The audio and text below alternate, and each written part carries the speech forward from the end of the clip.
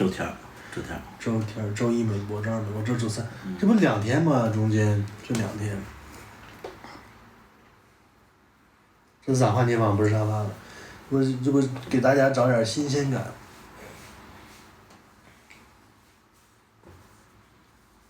沙发窝得慌。我们今天直播的话题是。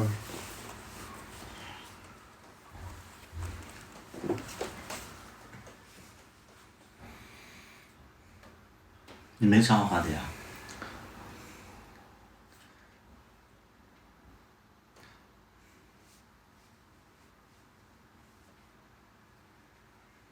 谢谢王锵锵的点。王锵锵的粉丝灯牌。你一般的热恋期会持续多久？热恋多热啊！就是刚认识的时候。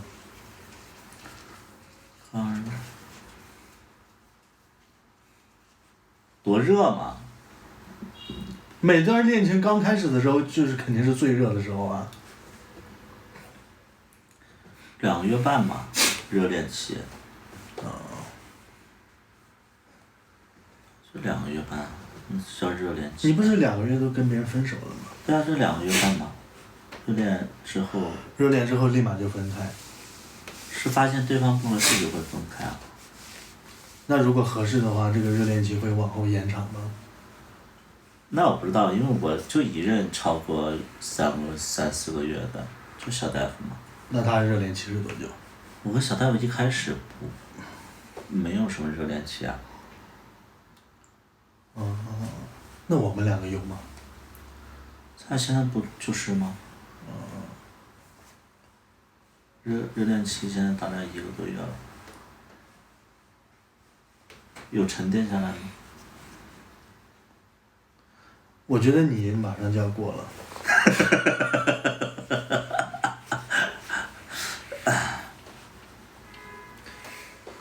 跟大鹏的热恋是多久啊？跟大鹏的热恋也就是1个多月吧，热恋期。你们要能听懂什么叫热恋期啊？我昨天做了个梦，梦见你就对我不好，然后就说让我回深圳了。你回深圳，你回哪儿啊？你前任还要你啊？我哪知道，那做梦嘛。怎么的我也得让你回那个安阳吗？安阳也没有人呢。那你就在这待着呗。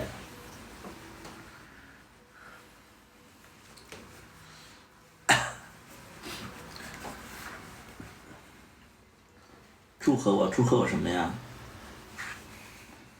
图图会甩了叨叨吗？我不知道哎。你不知道，就是有这想法了。哪有这么问这种问题的呀？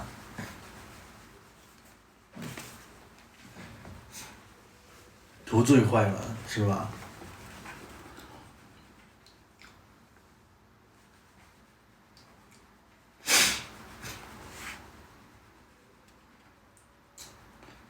为什么老是给你推这个平台这么开放了吗？你可以点不感兴趣啊。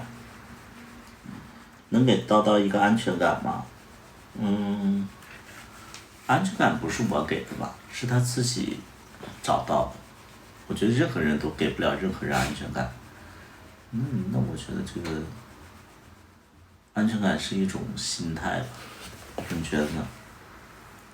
所以你就觉得心态好了，安全感就足了。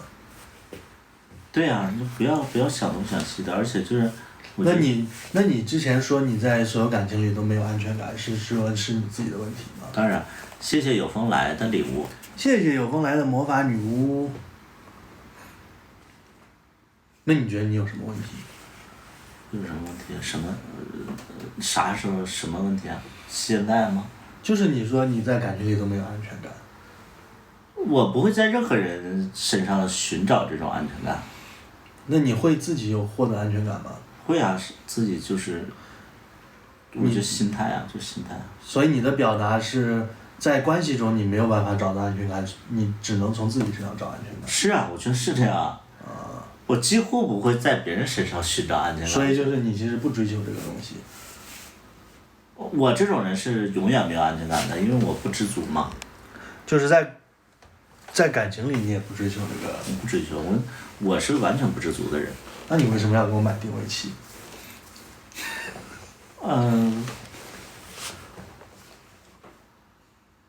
买定位器不是安全感。是什么？是互动啊。是互动。我要知道你在哪儿啊。然后呢？就知道你在哪儿，我觉得这是恋爱的过程啊。这是我们要去经历的一个过程。但是我不知道你在哪儿。我也会给你买啊。对，你也会，比如说我先买一个，然后那个到时候那个。你先买，你其实就没想到要给你自己。没有，我就说这玩意儿不一定准，因为评论说那个定位没有那么精准，可能会有偏差。精准是准在哪？就是多少米算准？就不要来回跳嘛，因为有的定位它可能就是街道和街道之间，就比如说那个打车软件儿，它就会有的时候不准嘛。定位器就是，本来苹果不是有个定位器嘛，但是它是用安卓，然后我们最近又没有钱给他买新手机，我的手机也烂的不行，所以就是说买个定位器嘛。手机云服务不是也能查看别人定位吗？因为我俩是不同的手机，就是他是安卓，我是苹果，好像查不到，而且我们戏里边其实也有这个桥段，能懂不？所以我才买的这个东西，想着说加几个镜头，就是说哎拿着，然后这样后来的时候我才能看见你出现在手机上嘛，要不然咱俩手机都不是苹果的，怎么会有定位呢？这是一个大但是我觉得你买这个定位器的时候没有想到。我想到了，我真想到了，你别小看我好吗？哇，老公是经过这么深思熟虑才决定的。我给你买这2个礼物也是，一方面是我觉得你会喜欢，另外一方面我是觉得以后也会有用途嘛。但是我跟你讲过，第一，别人有过的东西我不想有；第二，我不喜欢戴眼镜。所以就是以后不可以给你买房子是吧？我也不可以给你买车是吧？我都不要这些东西。那我想想，我没给别人买过什么？那我给小大夫买了挺多东西，那你都不要是吧？那你没给别人买过那个什么？买过高铁，买过飞机？买不起啊！大家证明啊，他说他不要房子和车的啊，以后绝对不会买的。我要听他的。你可以给我们2个买。不要，我现在我就够住了，我现在就有个小别墅就。那不行。那你说你哎呀就在这块儿，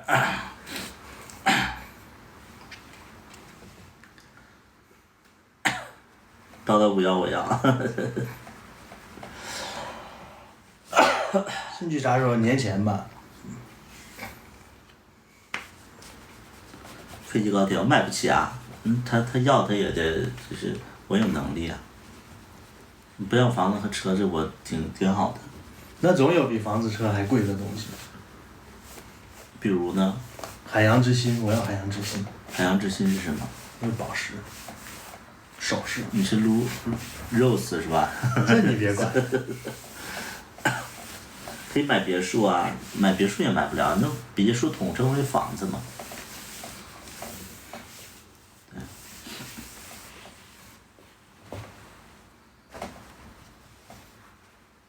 说不要就是要，我不管。得意的不得了。不是啊，我觉得你这有点，现在就是有点找茬啊。我不是找茬啊，我是之前就跟你讲过那2个东西，然后你又买了。那我跟小大夫也做过。做过什么？爱做的事情啊。那我也不跟你嘛，我跟他也，就是。那这就是。那我也不要跟你。那这都是情侣必须的东西啊，那些东西又不是情侣必须的。你看你这有点双标啊。对啊，你这就是说到没做到啊，就是说你别人有的你都不要，我觉得你这个有点。你这强词夺，你才是强词夺理。你这太作了。你自己你自己忘了我之前说过的话，然后在这儿强词夺理。我给大家说一下，就是这是什么事儿呢？因为我俩马上快那个就是快那个50天了嘛，快50天了。然后我俩在一起50天之后呢，就是我想送他一个礼物，然后我就想来想去，我送什么呢？我就说送一个我们就是大概现在这个阶段能负担得起的，而且就是对我们生活上是有帮助的，而且也是他要喜欢的。那我的这个大概的一个钱大概是2000块钱嘛，2000块钱，2000块钱，我说那我送什么呢？因为我知道他特别喜欢音乐，所以我就说那送他一个电吉他，因为现在的电吉他出了很多功能，可以没有弦，然后可以就是不懂乐理也可以弹，然后包括现在还会有那个八谱的功能，还有 AI 作曲的功能，就现在出的非常牛逼，然后也是最新款的一个吉他，对，我就想送他，然后他就不要，他不要。我说为什么不要呢？因为他就是看我直播的时候，看之前的直播的时候，小大夫就是有一次直播就是弹吉他，他觉得那个吉他就是小大夫已经有过了，他怕你们看到他弹吉他就会说，哎，他给小大夫买过一个，然后他就死活不要这个吉他，我就觉得，那你不要我就退掉了。然后这两天他又让我买完了以后，然后又在这块磨叽。我让你买这个是因为你买了个更贵的。那你看，买个电子琴是需要乐理知识的电子琴，而且现在的电子琴评价都不是特别高，对吧？然后那他不要这个，我就说那买一个什么呢？买一个就是雷朋2代，它是一个眼镜上带了一个摄像头的这种，然后我们可以通过这个眼镜，然后去拍摄一些探店的视频和一些旅游的视频，包括骑车的视频，或者说彼此互动的视频。这个要将近4000块钱，他也不要，他觉得贵。然后他说那你买那个吉他吧。买完吉他，然后他又在这块，就是在这块找茬，我也不知道该说什么，你知道吧？不愿意做替身，谁也不是谁的替身，你要觉得自己是别人的替身的话，我觉得这个你有点高估自己。那你经常说，你刚开始不认识我的时候，你就跟人家单亲说我长得像浩浩，然后你跟别人谁介绍都说，因为他长得像我第三任。你跟每个人都这么说。他像，他不是啊。像只是一个。那甄嬛还不是那个纯元呢？是啊，所以其实到最后四郎对甄嬛的爱已经超过了纯元。那是后来。对呀。那甄嬛为什么知道他是替身的时候那么伤心呢？他不是说他知道替身的时候伤心，是综合起来他比较伤心。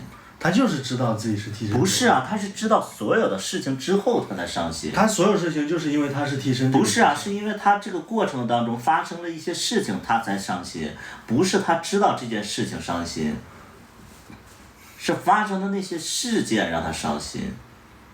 能明白不？开始它只是一个开始，结果跟开始没关系。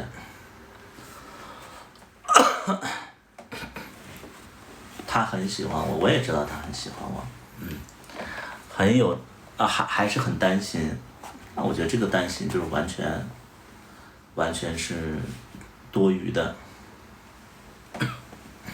买到人家心理学，他的意思就是不让我买东西，或者说送他一个耳机，但这个耳机其实我就觉得他自己买就可以了，因为我早就会让他去。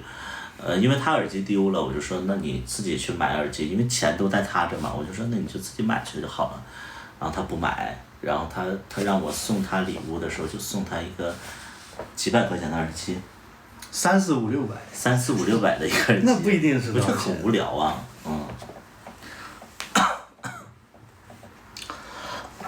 戒指我也觉得说现在金子的戒指我们买不起，然后那种就是 18K 金或者铂金的话又不值钱，又没意义。然后我就觉得说戒指这个东西，就没太大意义。俩长得好像。哎，那你送过之前的哪个是前任金子之类的东西吗？想一想，没有。他们都不跟你要这些。就你要过。我也没跟你要啊。我说咱们俩都没有戒指，我又没说给你要个金戒指啥的。这是现在小朋友不要这些东西嘛，或者说他们觉得，情绪价值更重要。但是我觉得咱俩这个年纪还是要考虑它，值不值啊？就是别人买完以后，它只是一个纯象征意义的东西，更希望它是又有性价比，然后又实用的一个东西，对吧？那等你送我金戒指啊。戒指真的买不起。银的呀，银的也没必要啊，我觉得，一次送1克，一克现在1000块钱。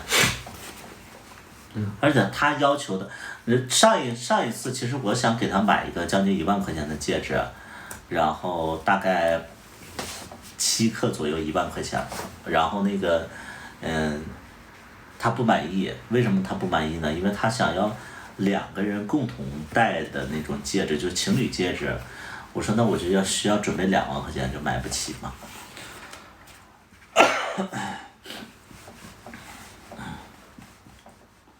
同款手表，你们说的那个东西吧，就是都是没有太大价值的东西。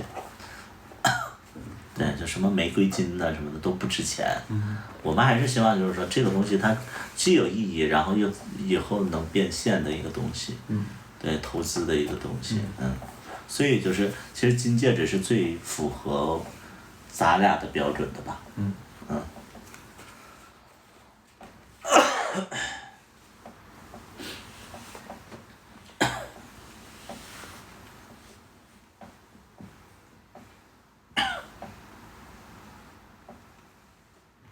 2万块钱都买不起，是的，2万块钱都买不起。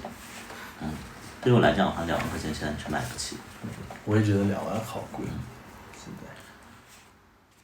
买个银戒指，我们都说了买戒指这个东西还是要买金的，对。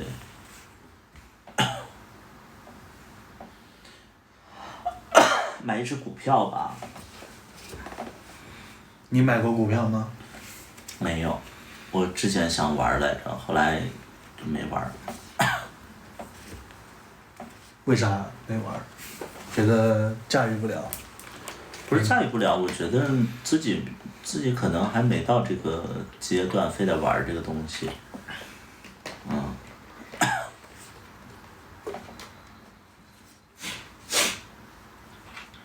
好多普通人都买得起，叨叨要被抢走了。叨叨如果说是这么容易被抢走的话，他应该不会跟我在一起。就是他能选择我，我觉得他是看中了我身上有的你们没有的，所以我一点都不担心说他被谁抢走了。如果说他真的被抢走了，那就说明他需要的东西我身上没有了，那我担心什么呀？因为我现在我只在做我自己，他只是喜欢我而跟我在一起，他有一天他不喜欢我了，我再怎么去挽回，我觉得他也会走，能明白不？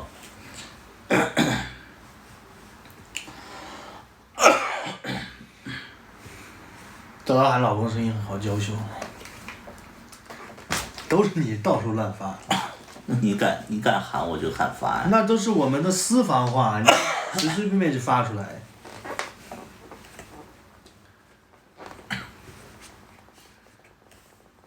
开玩笑，祝你们永远在一起。那个视频怎么撤回了？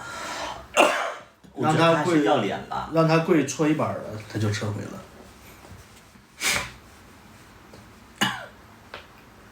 好像你直播少叫了似的。我直播叫你们就是正常叫。图图看起来有45了，跟你爷爷一边大是不是？叫爷爷是吧？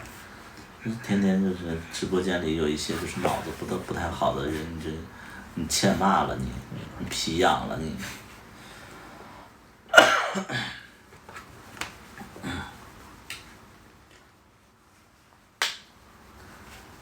那天叨叨吃饱了就走。哪天啊？吃饱了？他说哪天叨叨吃饱了就走，这意思就是说有一天你会离开我的意思。啊。你为什么要这么评价我？我在他这儿能吃到什么东西？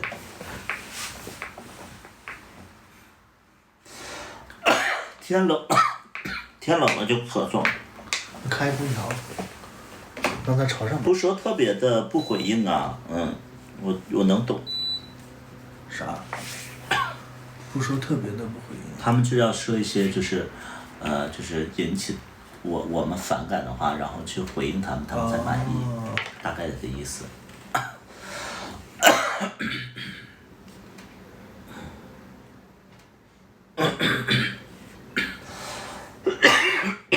咋一句就渴了？喝水。对年龄很敏感吗？我对年龄其实还好吧，还好。对。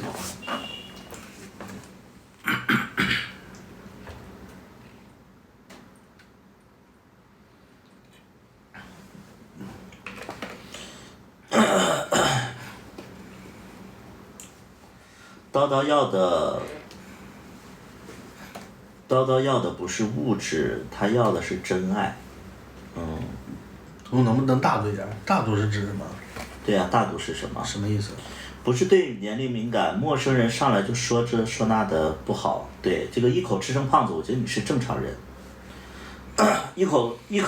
一口吃成胖子，就是你们看看一口吃成胖子的这个发言，我觉得他是正常人。有一些人就是非常说话没有边界感的一些人，然后还怪这个主播发脾气之类的，就是有一些人他脑子不好，你知道吧？他就是会说一些让人讨厌的话，你知道吧？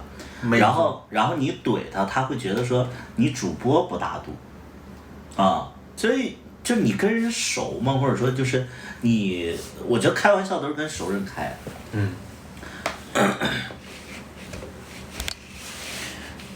看又在人身攻击了，攻击什么了？也没跟你说话呀，你接什么话啊？其实没人在意多大，装什么装货。这个叫一切从开始，什么相遇开始，都没有人跟你说话。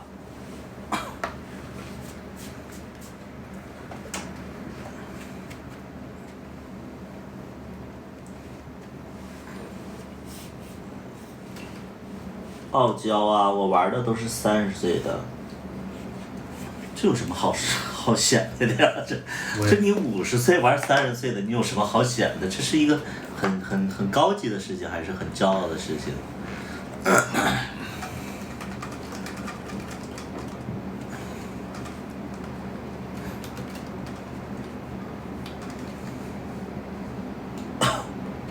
一切从相遇开始，说叨叨人不错，但叨叨觉得你不 OK 啊。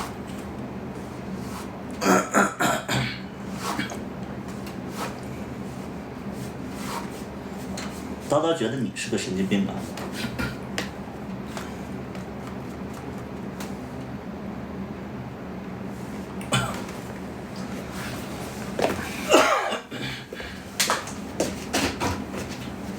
关键这些年轻人体力没有你好，哈哈哈。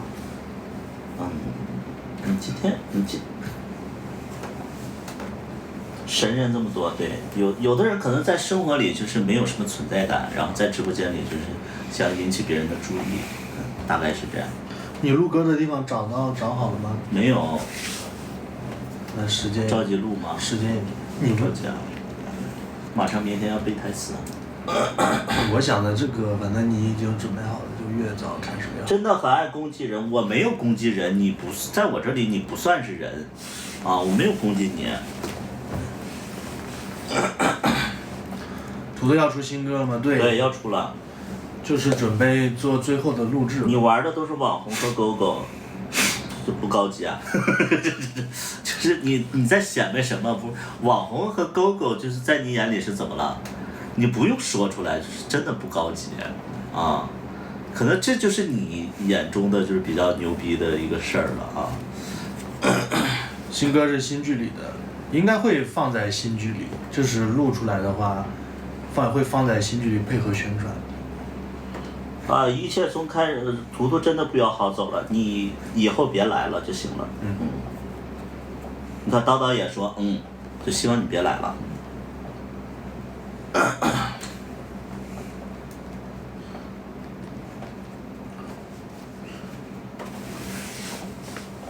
怎么感觉叨叨进入状态了？图图还挺清醒，是故意保持清醒吗？啥意思？我也不知道，你这是在挑拨是什么？你想说什么？哦，进入恋爱状态。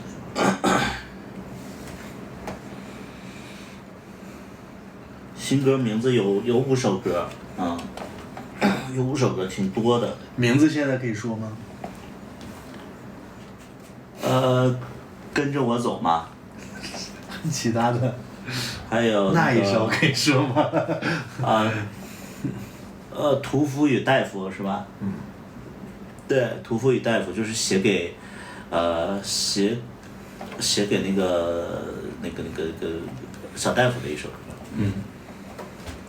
我玩的都是2把刀这种类型的啊，你也说是这种类型的啊，像他这种类型的其实。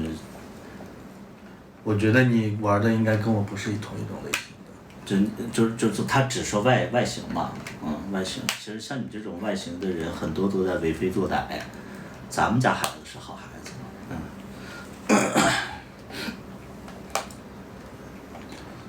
互穿了吗？我俩衣服本身就互穿的。主包快把他踢出去吧。好的。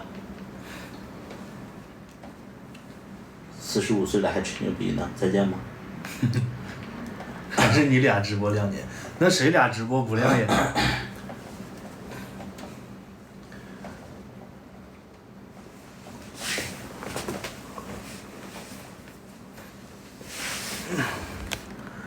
写首歌吧，屠夫的2把刀，他有2首歌是写给我的。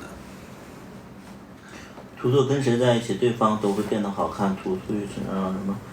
我觉得我跟我在一起的人都不差。什么？跟谁在一起对方都会变得好看，但是我跟他在一起之后变丑了。你是不了解自己，其实你跟我在一起之后，你整个人在发光。那只是发光，真的，你之前我说实在的，你为什么现在就是粉丝越来越多或者怎么样？绝对不是说因为我的缘故让你粉丝越来越多，那当然是因为我的手机的缘故，是我能挑到大家喜欢看你的角度。其实你的长相一直都没差，但是你跟我在一起以后，直播以后，感觉你的状态是让大家越来越喜欢了。你是一个柔软的人。但是我照镜子就能感觉到没以前好看了。我恰恰相反，我会觉得你越来越好看，是观众喜欢的面相和感觉。哦，你的目光就是观众的目光，不是？因为我是一个选角导演的一个视角。所以你在恋爱中也是这样的角色。我就是会挑选优秀的人在一起啊。我看着你，我就觉得你很优秀啊。那你之前相守的那几娃谁很优秀？都很优秀，我觉得都很优秀，但是现在是你最优秀嘛。我都觉得大家就是，我觉得我眼睛挺毒的，就是那种就是比如说有猫腻的那种人，其实我能看出来。对，他笑和不笑是2回事儿，就是他之前觉得说对着镜子，然后在那块耍酷着。你才，我就是这个样子吗？对，就是。我很少做这种动作。就这种，你可能觉得那很帅、很酷、很有男人味儿，但是其实，就是网络世界的人其实更喜欢有亲和力，然后有就是温柔的且细腻的一些人，他不喜欢那种状态，你知道吧？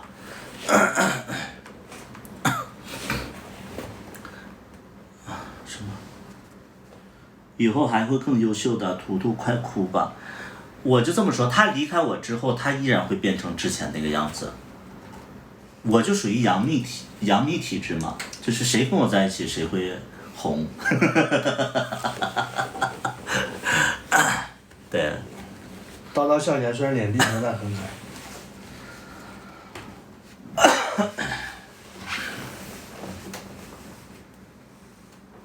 我这头发再遮一下。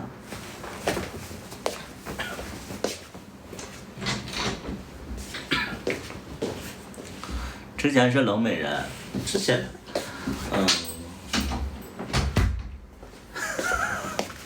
好了，谢谢。别人经常在我评论区说，为什么我现在感觉我变得更细腻了？就是感觉比之前有才华了。这不下油啊？其实根本不是那么回事儿。因为以前我发的动态就可以展示一下身材，现在不能了。我为了维持这个视频的热度，不得不展现出自己的另外一面。行，盖呢？要不要买个新的？我是斑秃。你都没画上啊？就这样。这我咋整啊？对着他。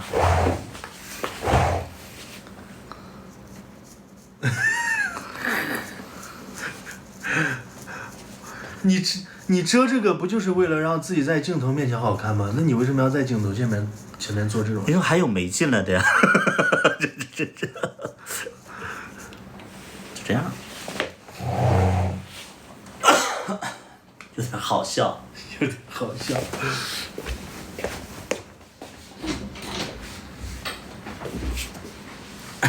那我咋整啊？那你画总比不画强啊。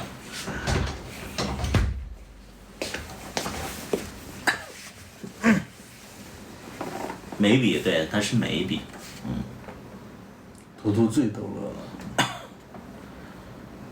要直发了，我其实不是直发，因为有的时候我不知道为什么，就是我可能是发量太厚了，然后很多的那个就是那些那个理发师他就会给我打得很薄。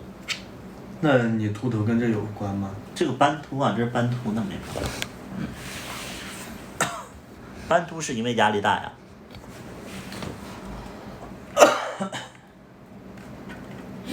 对，染发。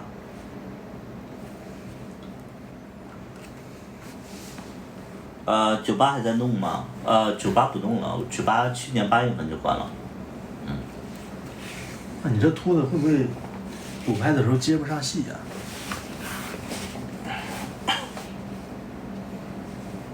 斑秃不能直那一块儿，斑秃不能直，斑秃好像就是得养吧，涂药然后养，就是压力会比较大一些，对，不用直斑秃。哦，那你咋确定你这个是斑秃？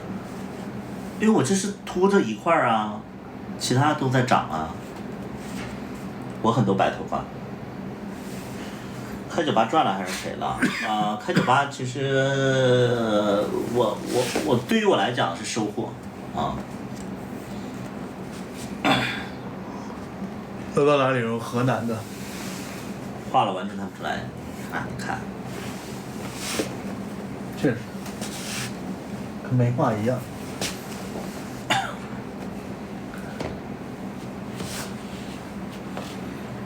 怎么看图都看不够的样子。怎么看图都像看不够的样子，你会这样感觉吗？没有哎，我会觉得咱俩会逐渐的越来越会，会有彼此的空间。为什么？因为我觉得。因为你会背着我偷偷的给别人打电话，然后不告诉我。没有啊。我会觉得说，因为未来可能我要跟同学们拉近关系，或者是多上课了。对。现在就没办法，因为是热恋期嘛，我也离不开你，你也离不开我。但是逐渐的冷静下来以后，还是要考虑，就是说多，要对吧？要维系其他的圈子嘛，对吧？但是我听你说这个，我感觉我好伤心。那你到底想不想让我上课呢？想让你上课。那你看。那我也会伤心。那你就很矛盾啊。不矛盾啊。那你想让我上课的话，那我肯定没有时间就陪你了。你包括现在同学们，他们没事就放了学之后，然后聚会啊，包括他们会去看展呐、包括学校里的一些讲座呀，他们都会去听。那我可能每天回家的时候10点了，那会不会咱俩接触越来越少，对不对？就会有这种情况。但我觉得你的表演课，你最好还是要去。去啊，当然去啊！你表演课不去的话，有点太明显的跟老师作对了，是吧？还是要去。就是你如果不去的话，感觉。问一下穿黑衣服的小哥，给你300万，能把红衣服小哥让给我吗？首先，我觉得这个东西不是说我让不让的，是他愿不愿意跟你在一起。就是不是说我胁迫了他，或者说他的那个，不是说他的那个我在他神识上下了禁制一样的，就是他的命不在我手里，他的契约也不在我手里，不是说他不跟我在一起就会爱上你，能明白不？就是这个东西，他不是说我在控制，他就是我觉得他在认识我之前也会有一些优秀的人去喜欢他，但是他没跟那些人在一起，这是他的一个选择，不是我的选择，能明白不？我不是他的一个物件啊。对呀。你们都是什么星座？我是金牛座，他是天秤座。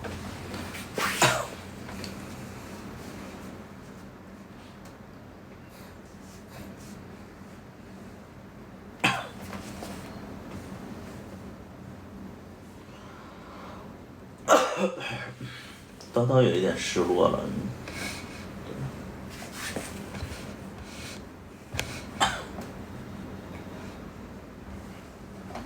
对呀、你为什么要给他300万？让你应该给我300万呢？对的。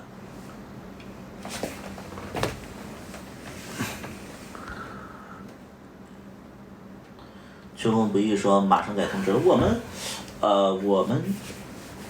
们之前就改了，你没有仔细给我看那个通知。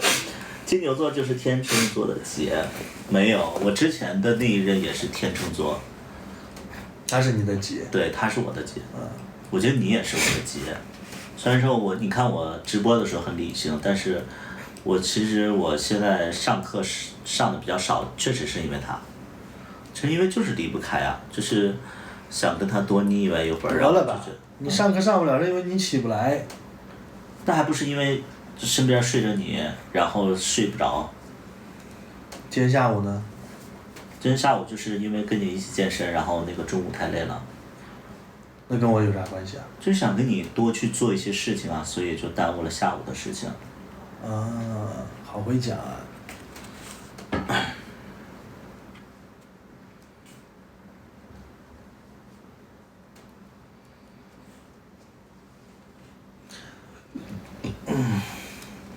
为什么看小茉莉的时候感觉图图变了一个人？因为本身我本身就是小茉莉，我不是那个芝麻。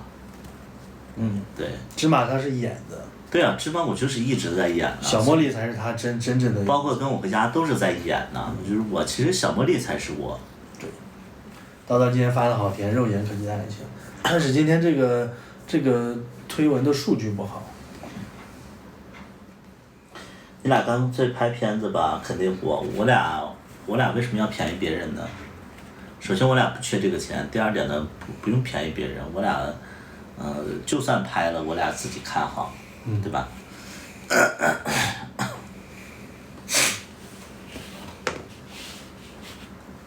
芝麻开始入坑的，拍的不错，好多人都是芝麻入坑的。你说看芝麻的跟看跟我回家的是哪个人更多？我觉得跟我回家多吧，因为跟我回家那个时候是大家没得选的。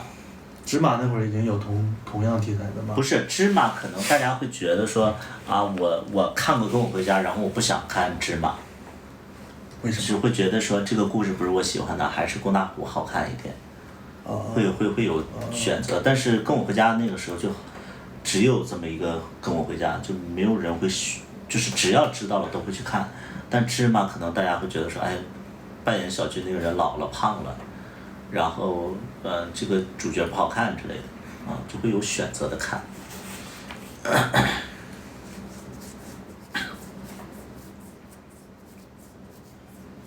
两个都看完了，芝麻会多看几遍，因为芝麻的制作确实更精良。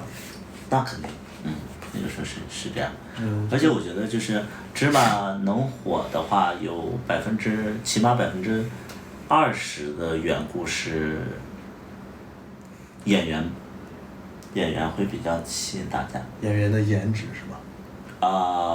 我觉得就是虽然说我一直都不愿意去，就是回应这件事情，但是其实确实是20%里边有15%是因为卡卡就是确实是无心插柳。我觉得芝麻能火50%以上的原因就是演员的颜值。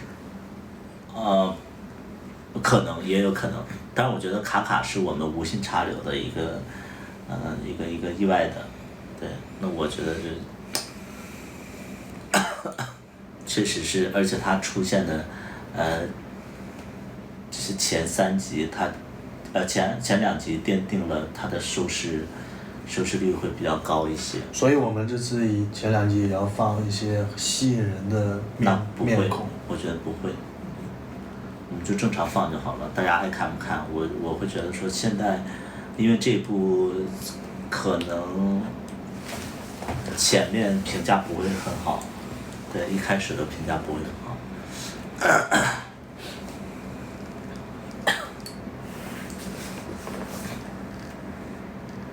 我就觉得那个什么雷辜负了店长。芝麻的第3弹感觉很真实。对，能把第3段看进去的，我觉得挺不容易的，就是大家可能是真的看进去了。第3段最长的呀，那肯定能看进去啊。但是有的人看完第1段就不看了，或者看完第2段就不看了，因为他们是喜欢熊多一点嘛。我的受众群体更多是喜欢熊嘛。第3段可能这个身材可能不是大家喜欢的类型，但是第3段如果说真的能看下去的，那其实就是中粉了。但是很多人在第4段一定不看的。对。第4段一定不看。对。当过兵吗？他当过兵。我其实刚开始看芝麻的时候，我也是喜欢前2段，因为前2段颜值喜欢。对呀，前2段其实是熊圈会喜欢的类型。大家看其实还是看脸，看片，就是看这个。但是能决定大家看下去，一定是。演技应该还可以吧，能将就看下去。脸肯定是入门嘛，就是这个敲门砖嘛，对不对？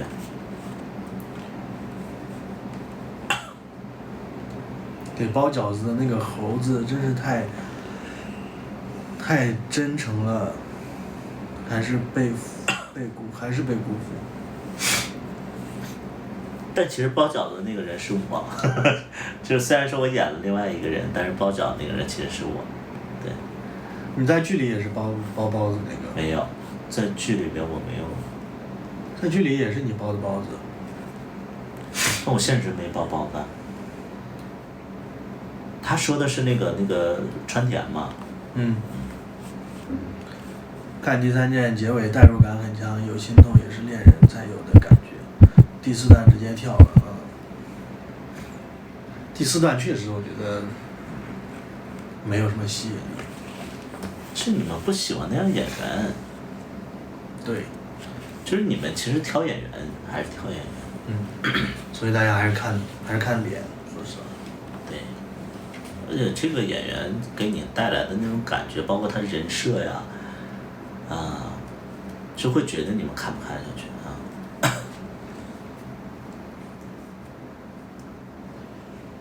川田也好看，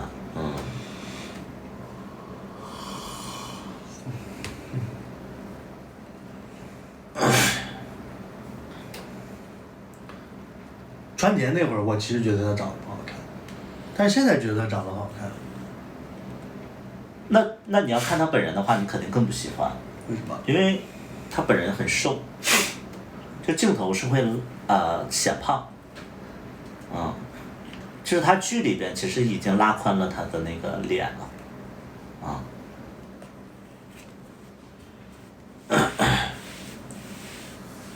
我那会儿就芝麻刚播那会儿，就是看你直播，你就在说川田这个演员，你说那会儿大家好像都不喜欢他，然后都觉得他长得不好看，然后你就会说他的长相其实属于高级的长相。对，他气质其实一般，但是他就是给人的感觉其实还可以，就线下见他还可以。感觉他最近直播跟几年前他没有什么变化，对，还是那个样子。对，就是他这个演员其实演技也很差，就是演技也很差，然后调不出来，然后当时挺费力气的。我觉得还挺好的。没有，他当时演戏的时候愁死我，他说话也是有口音。你们演的那几个床戏，我觉得都还挺自然的。你演的是挺自然的，我觉得，所以作为你的搭档的他也有什么床戏？也是挺自然的。不能直播间里不能说这些。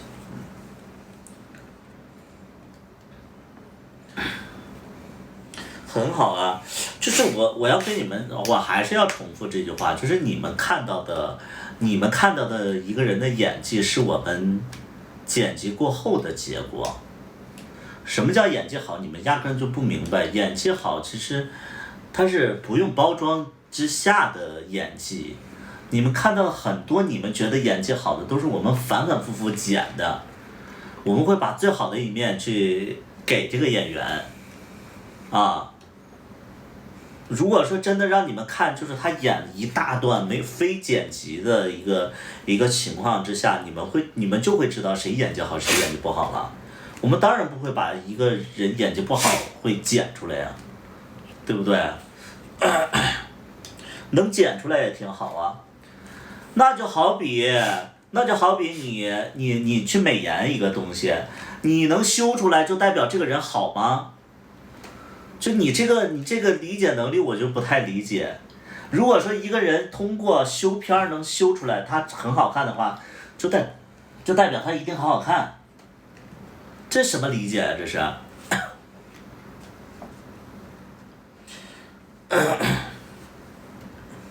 高级导演。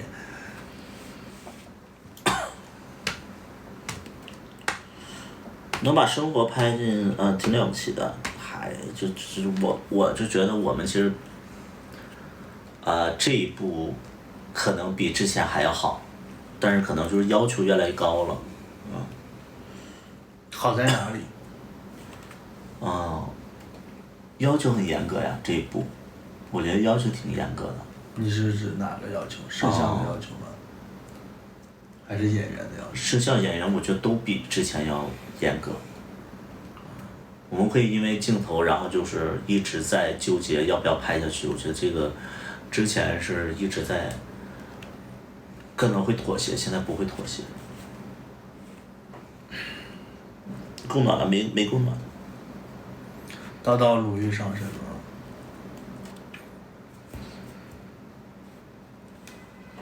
对的，UMO，你怎么？这UMO 这个人吧，就是每次他不说话，但是他一说话吧，他说话特别准，你知道吧？UMO 我对他印象非常深，就他就沉默的真相，你看看 UMO 就说，好比有的明星一个一个字儿录歌一样的道理，对，就是拍戏其实跟录歌其实有点像，你就可以修。你不能说是因为他修的好了以后，你就会觉得说他能修这么好，也是因为他声音条件不错呀，对吧？那这个东西我就觉得这个你的理解能力就是有点偏颇，就他是个人都能修好，就是这，他就是这样的一个情况，看你怎么修。你比如说，马天宇吧，马天宇那个该死的温柔，你修完了以后，它就是有电音的感觉。但是如果说你在调音效的时候，你就把它调成偏电音的感觉，大家就听不出来他修出电音了，他就会觉得说这是一种风格，啊。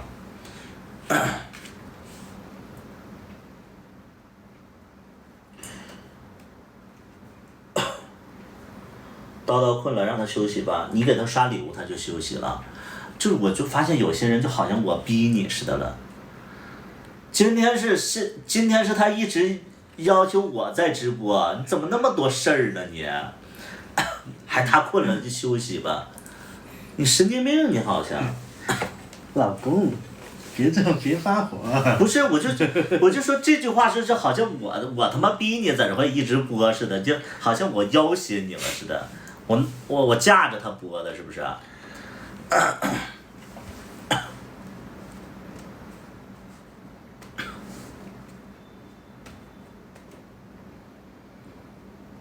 真的有人念台词数字吗？没有，我们没有。我们那句没有。我们完全没有，就是这样的人，可能在我的剧组里都，我就这么说，就是我真的又要说那句讨厌的话了，就是可能在有台里边，就是表演特别好的一些演员，在我这儿，其实我都不太满意，心疼叨叨更多一点，不要用嘴心疼，就是你们所谓心疼的人，然后让他去休息的人，你知道我们直播的意义是什么呀？我们的直播的意义就是在这个赚生活费，你直接把生活费甩出来，你刷礼物，我们立马就下播了，你这样他也能多休息一会儿，对不对？你在这块说这个什么心疼，你用嘴心疼啊？太幼稚了，我们不是那种就是说那个这个，我们不是这种小屁孩儿了之类的。你们谈恋爱也是这样的吗？主要看人设讨不讨喜。就是我觉得你如果对台词的时候跟人说数字，那你作为你的对手就会觉得你是多大的腕儿啊！我跟你对戏，你跟我这样。不可能这样的人我绝对不会用的，而且就是，就也没有那么大的腕儿，是吧？为什么有的人说那个他喜欢一个网红，然后让他那个跟我说图图你让他来拍戏吧，我说他会不会演戏都是一说法，他有没有时间演都是一个说法。我们起码对演员的要求就是你本身你得热爱，包括你自己想演，不是说你们粉丝在那块咸吃萝卜淡操心说让他过来演吧，不是说我决定让不让他演，是他自己想不想演，或者说他自己有没有这个热爱。演戏首先是热爱。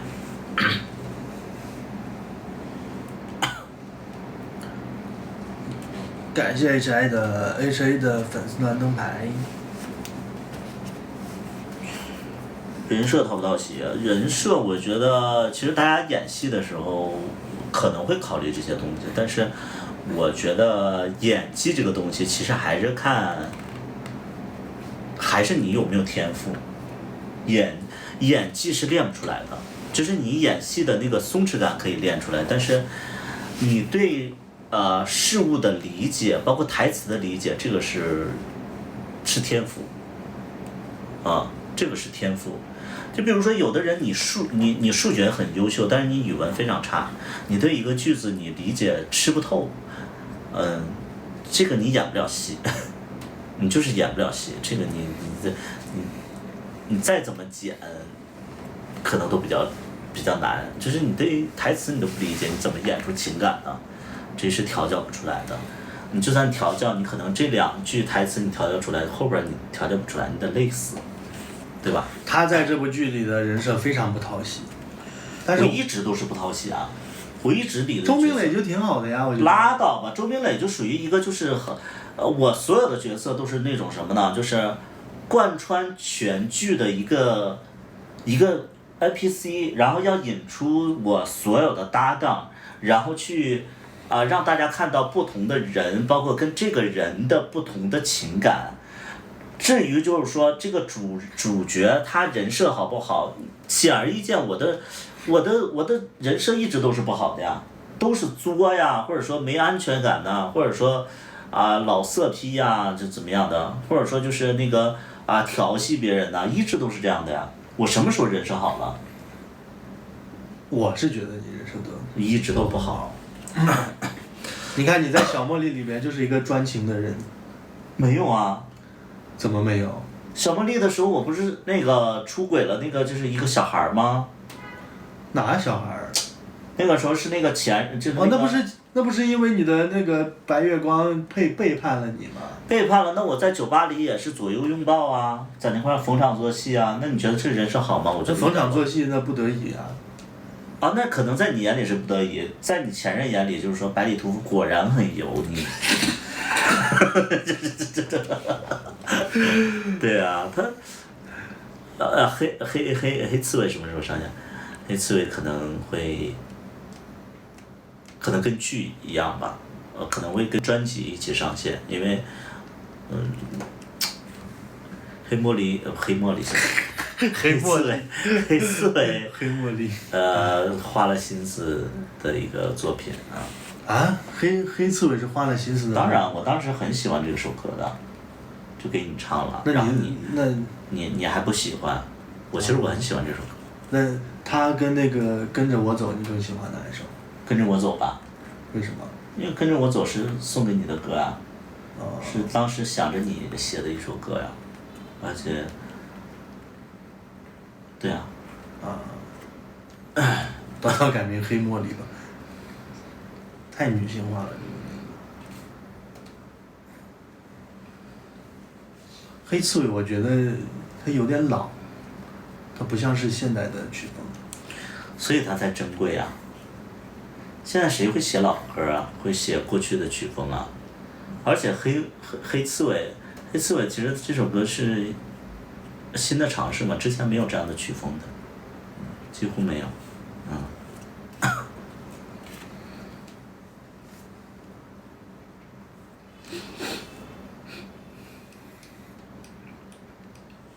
那这次除了黑刺猬，还有哪首歌是新的曲风尝试吗？风筝啊，风筝的编曲我觉得太有意思了。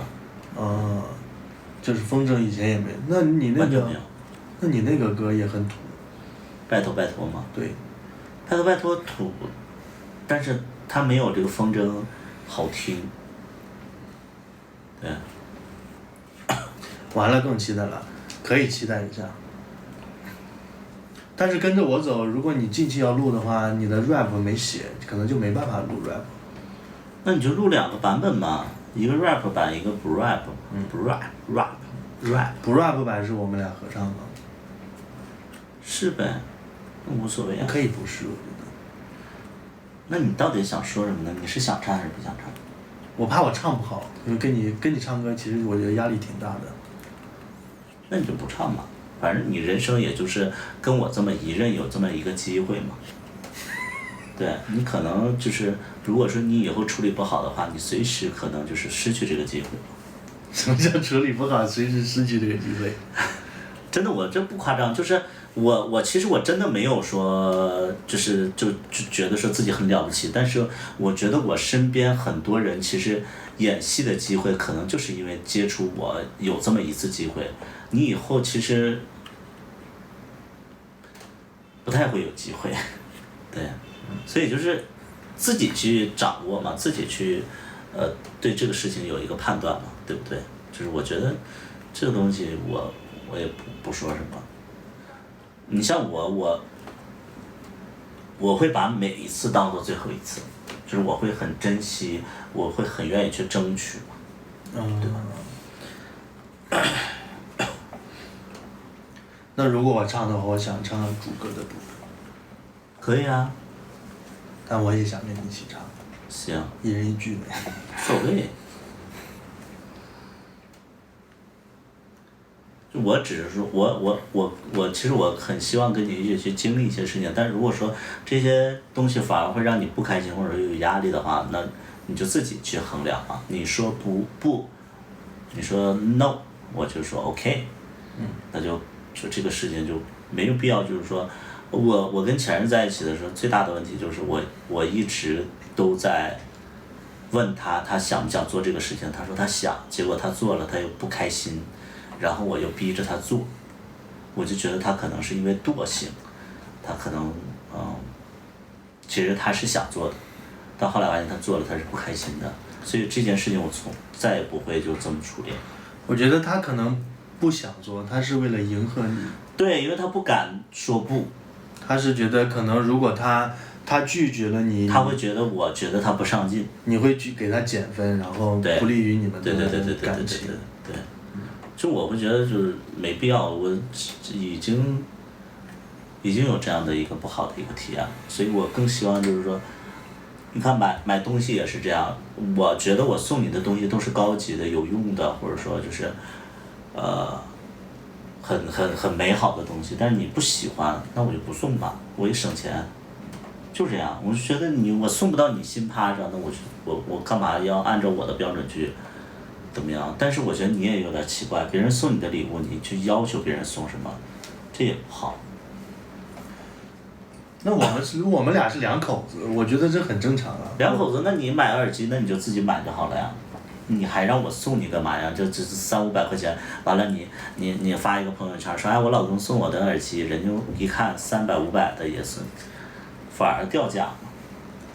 干嘛我就要？你以为你送我个吉他我会发朋友圈吗？你会啊，你一定会。那其实我本来没打算要发的，你这么一说，那我可能要发一下。我觉得你一定会啊，因为你每天的那个抖音的素材都不够呢。这就是素材呀。那我觉得这个我可能不会发抖音。你会，你一定会，我还不了解你。那我不想被我评论区里人天天就揪着我去，揪着去跟别人去比。有啥呀？我觉得，因为那个吉他又不是我送给小大夫的，那是我之前我自己的吉他，小大夫在弹而已啊。图图配不上200刀，你能配得上吗？如果你配不上，你不用说这种话。而且我觉得我对象应该觉得说我还蛮好的，不信你问他。你发白爱看小作文。其实我最近我都不知道写什么了，因为我觉得他其实对我越来越不好了，现在。缓缓的。我要写一些悲伤的事情，他们肯定要在底下骂你。骂我干嘛呀？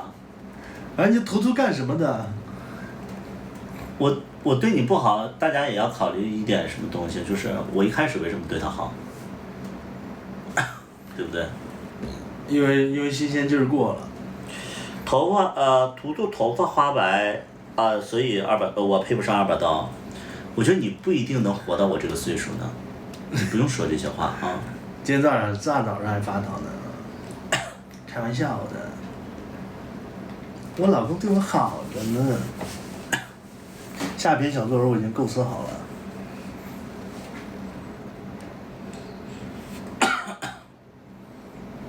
越好越写不出来。那你会觉得，就是幸福会让你没有创作的灵感吗？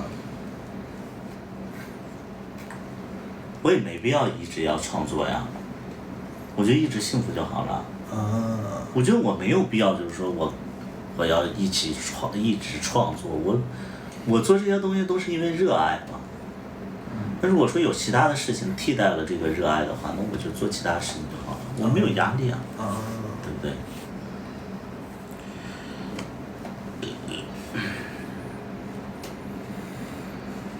那如果有一天我不写小作文了，你会不会觉得奇怪？不会啊，我觉得人生进入到下一个阶段了，因为肯定是有其他的事替代了这个东西啊。你才不写了。你就像你健身这个事情，你现在健身了6年，之前我记得，我问过你们，我就说那你们为什么能坚持6年？因为你们觉得人生可能，这个东西是填补你们生活的。但如果说有其他的事情就是阻碍了你健身这件事情，你就不会一定要去健身啊。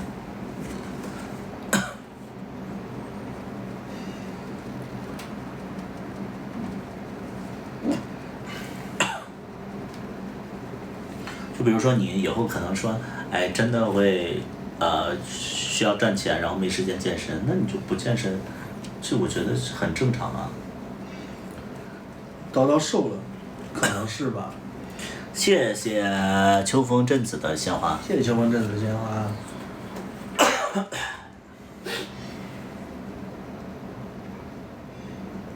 因为我最近就吃3顿饭，可能就会比之前听听，多离谱啊！每天就吃3顿饭，多离谱啊！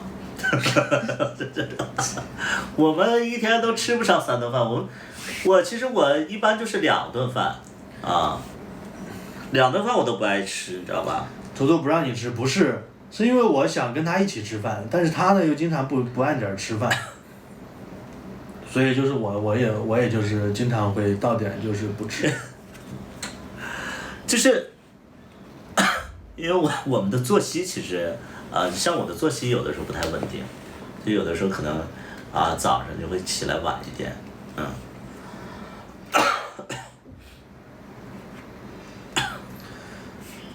而且经常我给他点的外卖他都不爱吃，其实我也不知道他爱吃什么。那其实你就不了解我呀，其实这个过程你要仔细的去了解我。那我见你点农耕记啊，点那些什么熏肉大饼啊这些。因为咱们现在吃的东西都偏辣，然后我就会觉得一直吃辣的、油的。其实我现在最爱吃的是什么？就是清淡一点的。但是这边的广东菜和那个肠粉什么的就不好吃，所以我就很无语啊。所以我就不知道该吃什么。是这样。我就说。我觉得你应该去就是会有一个逐渐的一个了解，就是有的时候我不吃饭其实是因为不好吃，或者说不知道吃什么，所以我就不吃了。有的时候你知道，就是我自己生活的时候，就是我会一个人饿的时候嗑瓜子儿，那个瓜子好吃啊，实在不知道吃什么对，就会有这种情况。谢谢阿虎的关注。谢谢阿虎的关注。叨叨关心一下，他很关心我他有的时候就是看我撸撸脸儿，他就会就是问我说，哎，怎么了？我怎么了？不开心之类的。其实我有的时候会因为学校的一些事情，我也非常的就是我会有一点点就分神，然后他就会在旁边就怎么啦的那种。叨叨一拿笔来是想抽图图嘛？对。解锁了隐藏属性。还面试人吗？不面试了，都已经快拍完了。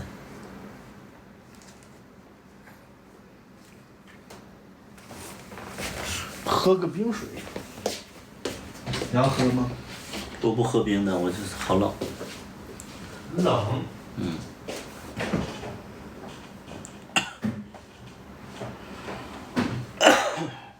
生活阅历，对，我生活阅历还是蛮多的，但是我的回答可能很多人是不理解的，就比如说情感类的，他如果说问我情感类的东西，很多人会觉得跟我的三观跟你们的三观不一样，所以你们就会觉得很难接受。对。问他情感类的东西，通常你得不到你想要的答案，他的回答通常都不是很讨喜。会违背就是大家对感情的，就是我不会美化感情，我会说很真实的东西。怎么不做沙发？因为沙发就是窝得慌，沙发太软了。因为你是理性的，不是我会觉得你既然问我东西，我就很想把真实的想法告诉你。会口是心非？不会，我不会。就比如说他会问我说，哎，你会就是有的时候他会问我说，哎，那个你对我的感情会变淡吗？我说肯定会变淡。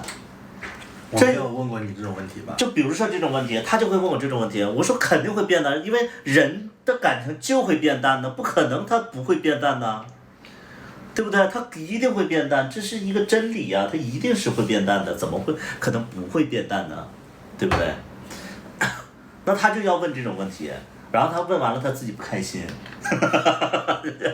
他会觉得说啊你怎么这么说呀？那我要说不会变淡，我会爱你到永远，这种话我会觉得很恶心，因为你生活重心就是在发生改变，他当下他会不开心，那我觉得那你就不要问嘛，对，那你就不要问嘛。其实不是的，你们对他都有一些误解，他只是在直播间里会这样说。那你问我这个问题，他一定会变淡。虽然说咱俩我没有问过你这个问题吧？虽然说咱俩私底下可能就是会可能会更柔和一点，但是你在直播上我一定会说结果呀。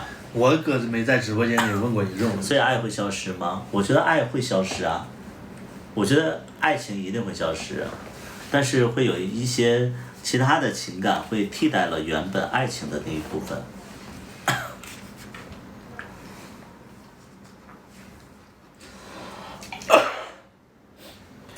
为什么会变淡吗？这个东西也不一定。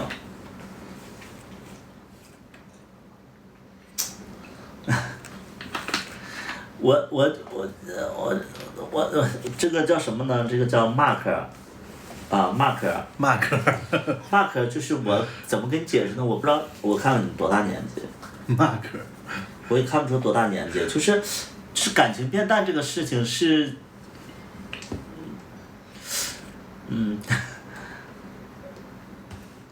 因为我们的人生是分不同的阶段的，我们的人生是分不同的阶段的，你不同的阶段，你要去把生活重心放在不同的事情上，你不可能说，你生活重心是永远不变的，肯定会发生变化，因为世界在发生变化，地球在转动，你这个人，他会经历不同的事儿，你的人生不是一成不变的。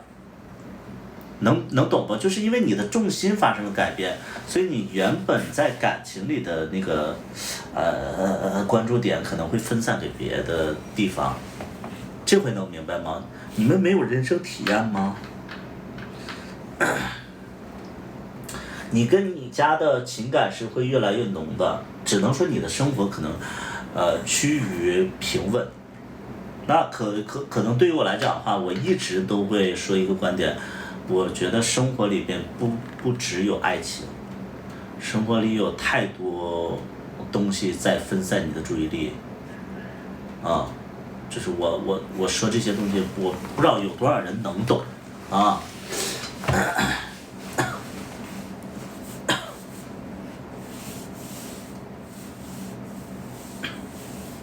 不会消失啊，老公你会变胖了。不管世界怎么变，相爱的人的感情只会越来越深。我不知道该怎么解释。对，生活会有很多琐事儿，我觉得你们这跟我聊这些的人，就是你们的生活可能跟我不太一样吧。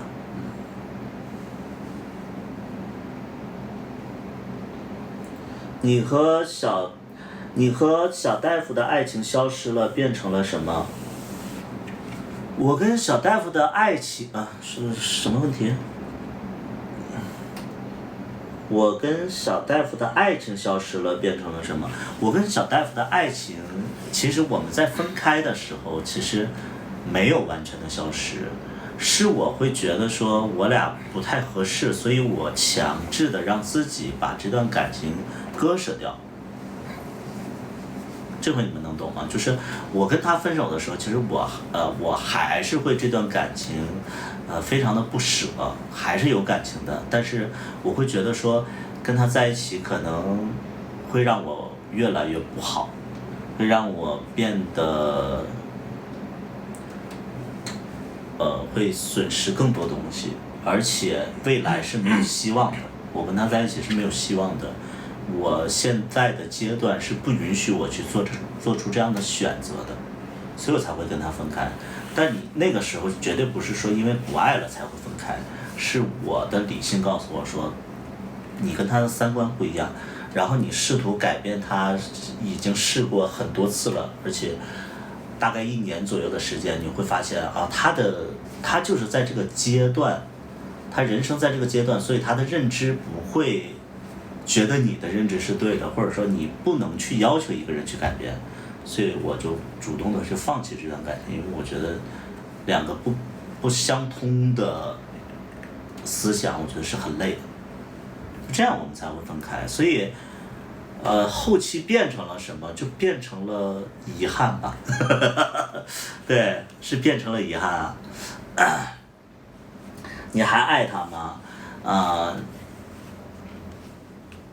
我还是会关心他，但是爱的话，逐渐的被他，一点一点的占据了，因为我的爱情可能就那么多，那他逐渐的，就是因为二把刀，你们别觉得说他在直播上就在那块装那个装什么了？你们别觉得他在就是直播上装柔弱，其实在感情里他是主动方，他一直在主动的侵蚀我的生活，他会要求我说你不要跟他联系，啊，你要对我好。你要爱我，就是他是一个主动进攻方，他其实是那个主动进攻方。说好，我好像好有心机呀。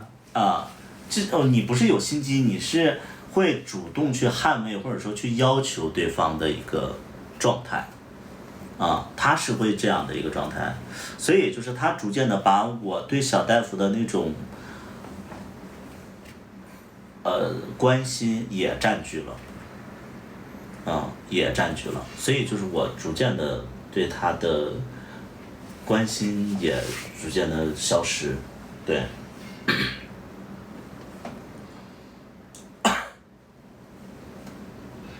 阶段性理性是对的，就是我给你们举一个非常简单的例子，就是很多人都在说我说那个小大夫不好，所以我才跟他分开，我分开之后还在说小大夫不好，就是其实还真的是有年龄差，还真的是有年龄差。就比如说，你20多岁的时候，你满脑子想的是爱情；30多岁的时候，你满脑子想的是事业；40岁的时候，你可能想的是亲情；50岁的时候，你想的是健康。那每个人其实，在不同的阶段的重心不一样。可能你30多岁就是要为。我那个时候最大的压力是什么？我那个时候最大的压力是事业和，就主要是事业。对，我那个时候主要的是事业和生活，但是其实20多岁的人，他满脑的是爱情，他不涉及到生活，他觉得说，一起上下班就是生活。其实，我觉得一起还房贷才是生活，或者一起去。努力赚钱才是生活。就是两个人的思想是不共通的，你们目标是不相同的。当我跟他在一起的时候，就是我们是想把生活变得越来越好。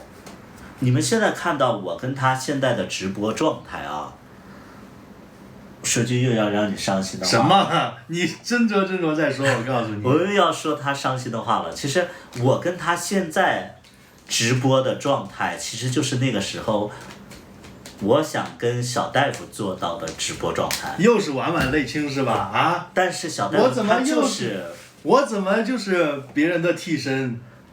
但是他就是不理解，他就是不直播。他明明说他要跟我一起直播，但是他做不到。他做不到维护关系，做不到两个人在直播上，就是打配合，做不到就是说一起，今天可能一起赚点钱，然后赚点生活费。我们不是说靠直播能赚多少钱，我们不是靠直播就是发财，我们是靠直播可能赚出今天的生活费。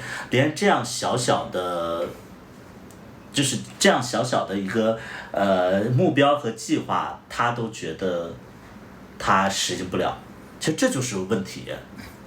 因为那个时候其实也是一样，因为那个时候其实我也没有说有多落魄，但是就希望就是说生活上能有一些互动，一些起色也好，包括一些进步，就是不在一个频道上。他可能就觉得说爱情就是要看看电影，然后你来接我下班。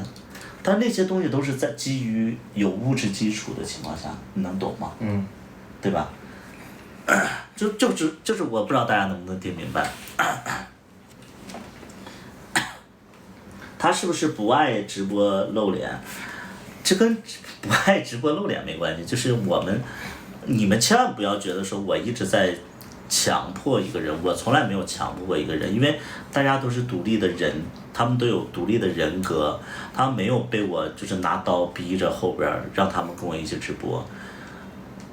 在直播的时候我都会在直播前期我都会告诉我说小大夫咱们以后要好好直播了，他说好。然后他第一天直播，他如果说就是效果不好的话，我就说哎你怎么今天还是害羞吗？他说不是，他说不知道该播什么。我说那我告诉你播什么，然后下一次还是播不好，就是他就是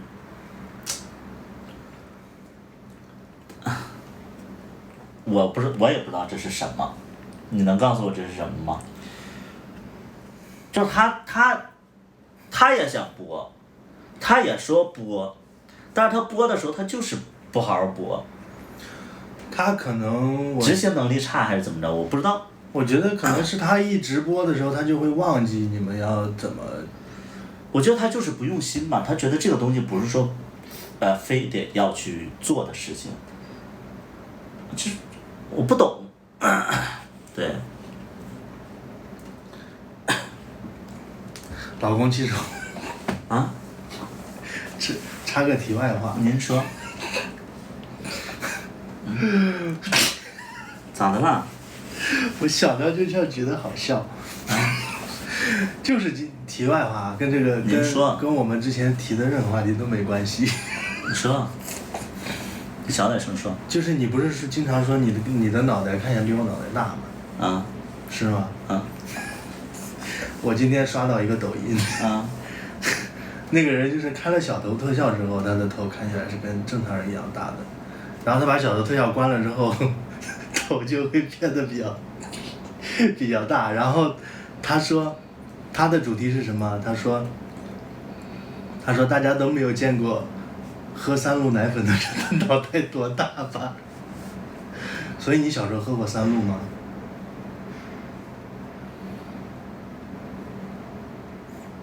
你是不是累了？你休息一下，我自己播就好了。我觉得你很无聊。我一想到这个，我就感觉特别想笑。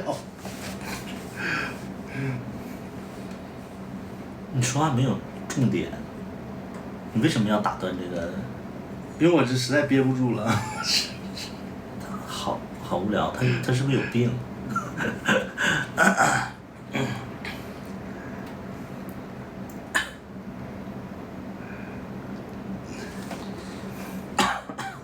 笑点很低是不是？人家不想听前男友是吗？没有想听。你们不要去那个按照你们的思想去理解他。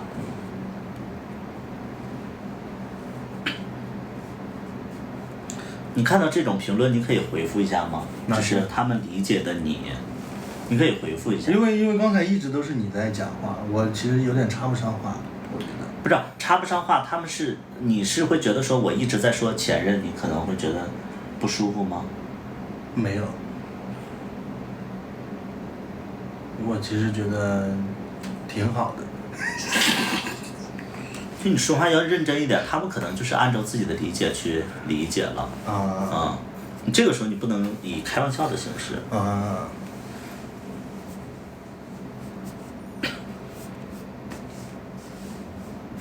吃醋吗？说实话吗？其实是有一点。有一点吗？你不会觉得说，因为你才破坏了？你当然也是有骄傲的，当然也有一点点得意啦。对啊，你应该是骄傲的呀。99%的得意加1%的吃醋嘛。他心里已经有点不舒服了。没有不舒服，其实。你俩谁发嗲比较厉害？我觉得是他吧，因为他演戏很厉害，他之前演的一直都是那个角色嘛。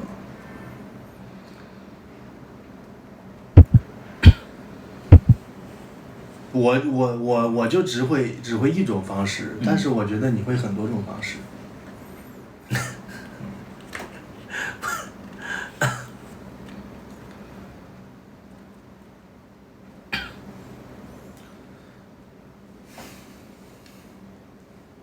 咱们是这么想的，奈何二把刀心大。不是啊，你们就是我觉得观众们吧，经常会按照自己的理解去理解问题。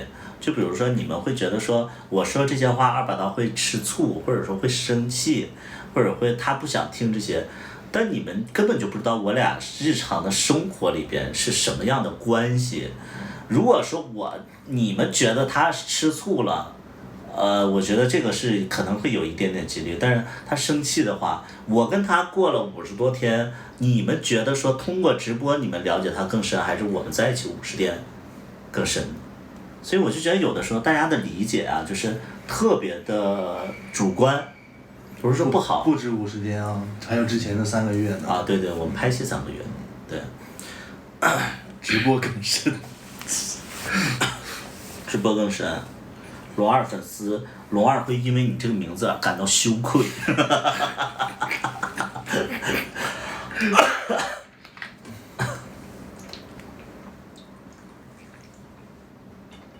对，也没啥是讨论，对，我们其实就在讲一个事件嘛。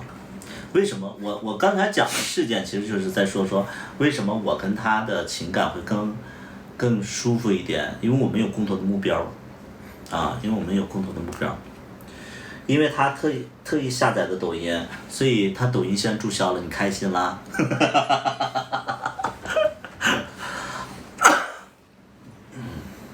他要是真生气的话，主播不会老提，对的，你的思维是正常的。但是我觉得不会吧？啥呀？我真生气的话，你就不会老提了吗？我能感觉到你生气啊，我现在感觉你就是在听这个事情啊。那你之前有感觉到我是因为什么事生气了吗？给前任打电话你是生气了呀？前一段时间是这样的，前一段时间是那个我给他打算要买礼物。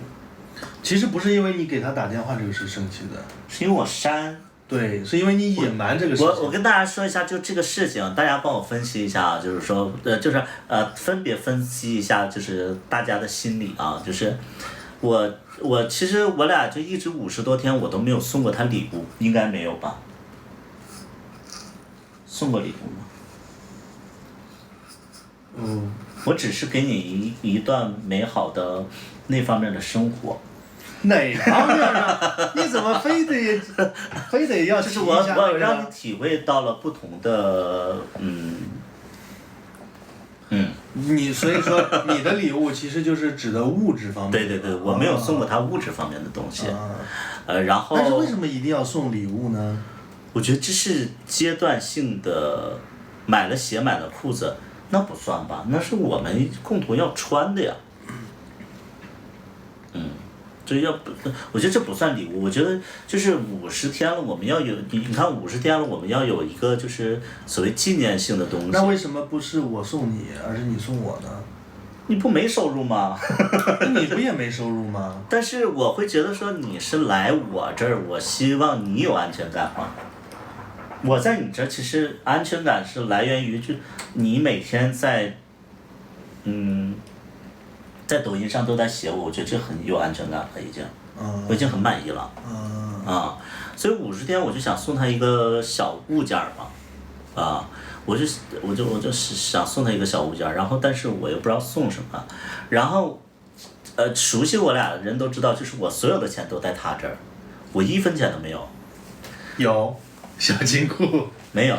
那个不是，那个工资发的钱是啊，那个是社保，上个月社保那个我每个月要，这个在直播上不能说的，就反正就是那个钱就是在那放着，然后我上一回就是要给他买戒指的时候，我上一次给他买戒指的时候我没钱，但是一个戒指要1万块钱，然后我就说那我先找那个小大夫借1万。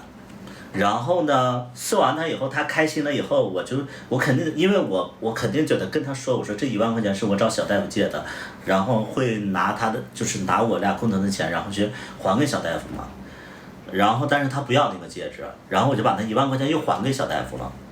然后前2天呢，就突然一天下午，我就说那50天的那个礼物，我就说送一个吉他，送一个电吉他。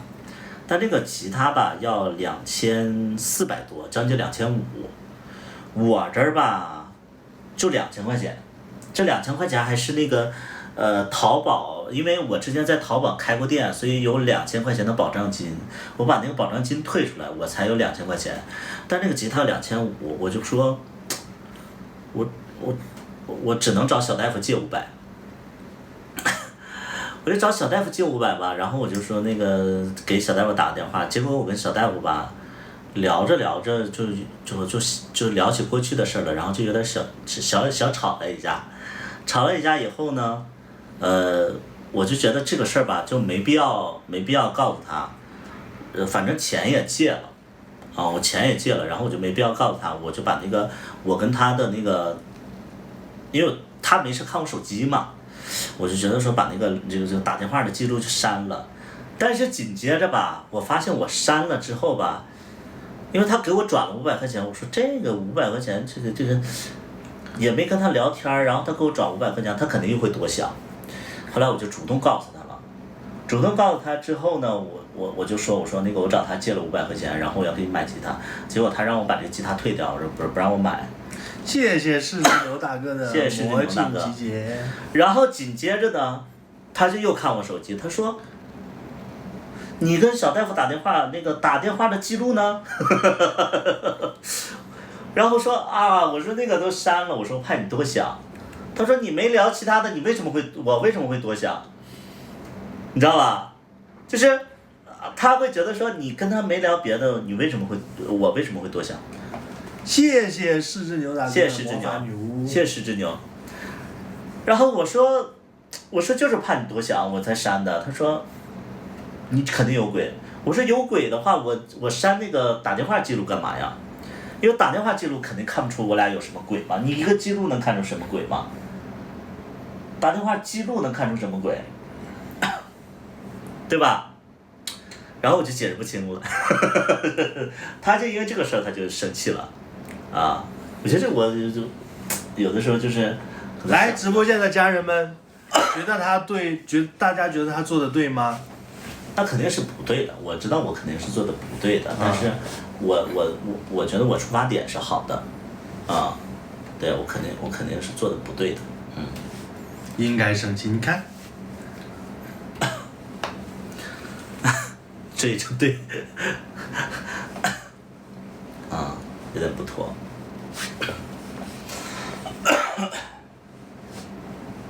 1个小时以上就不对头了，没到1个小时应该。啥意思啊？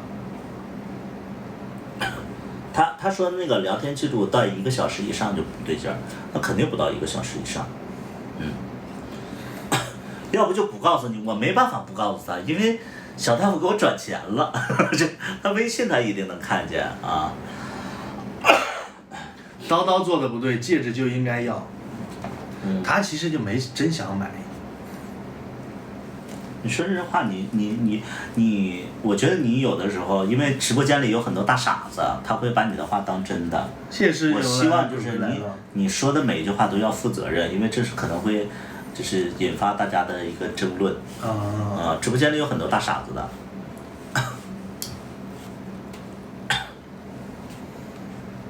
我是真觉得没必要看手机，啊。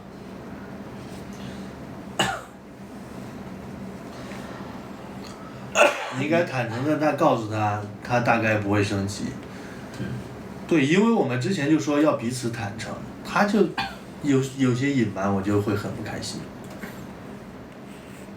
送礼物这个事儿，我就觉得他很奇怪，你知道吗？送礼物一定是惊喜。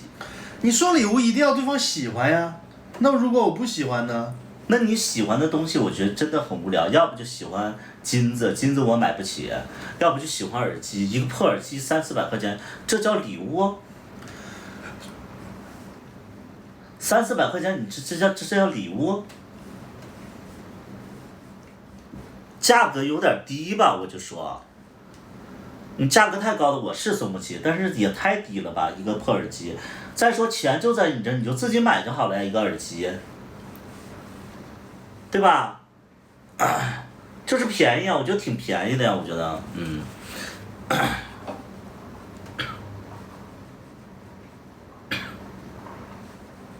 你可以买个好一点的耳机，那他又会说了，说啊，那我就想要那个耳机，你为什么买那个好一点的耳机？对啊，他就是很难搞啊。所以说这个问题最大的问题就是什么呢？我就不该送他礼物。你就不该去找你前任，然后还删他的那个什么。那我但凡有钱的话，我为什么会找前任呢？那你就不该删你们的通话记录。那我不是怕你多想吗？那你删了我就不多想了。你删了你不知道你就不会多想啊。那我还是知道了。那是因为我没思考周全，就是他钱转过来了，你肯定会问说这个钱为什么他会因为你做没有做的滴水不漏是吧？那我出发点是好的，我也没做什么出轨的事情啊。我理解你的出发点是好的，但是你这个事确实很让我生气。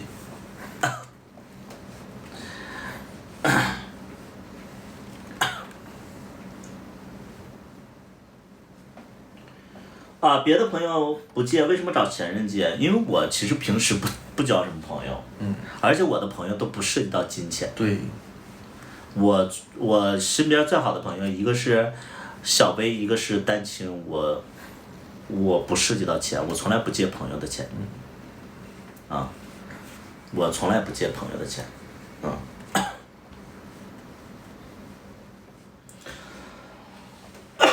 叨叨要是和前任这样你也生气，我不会生气。我不会生气，因为我会觉得这就是1和0的差别，0就会找茬。得了吧你，说的好像你平常找茬找的少了一样。你可以用借呗、贷款、花呗，我没用过这些东西。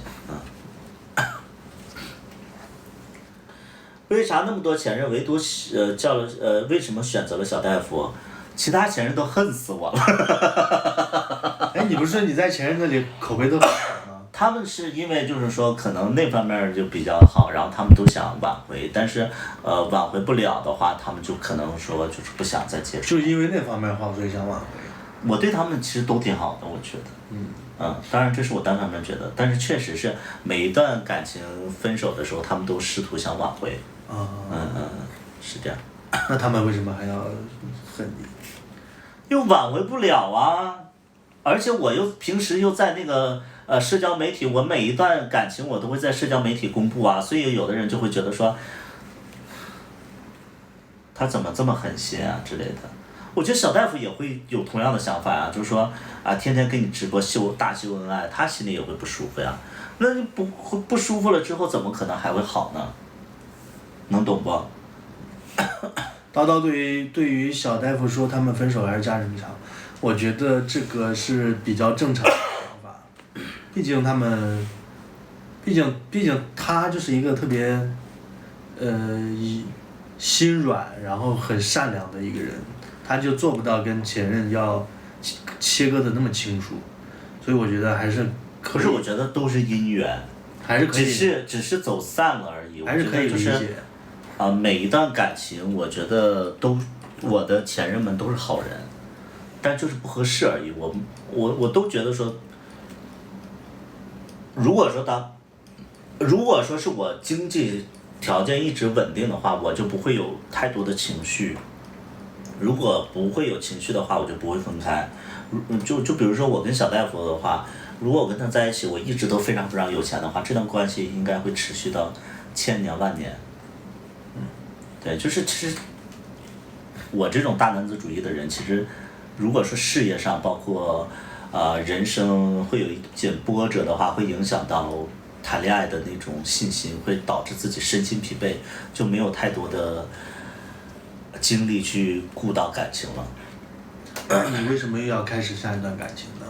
不是你追的我吗？你不是说你没有精力了吗？我就说他明明得了便宜还卖乖，每次都说啊，那你为什么要开始？不是你追的我吗？那你不是说你那个什么已经没有精力了吗？因为你也很优秀啊。我就是想要这样的答案。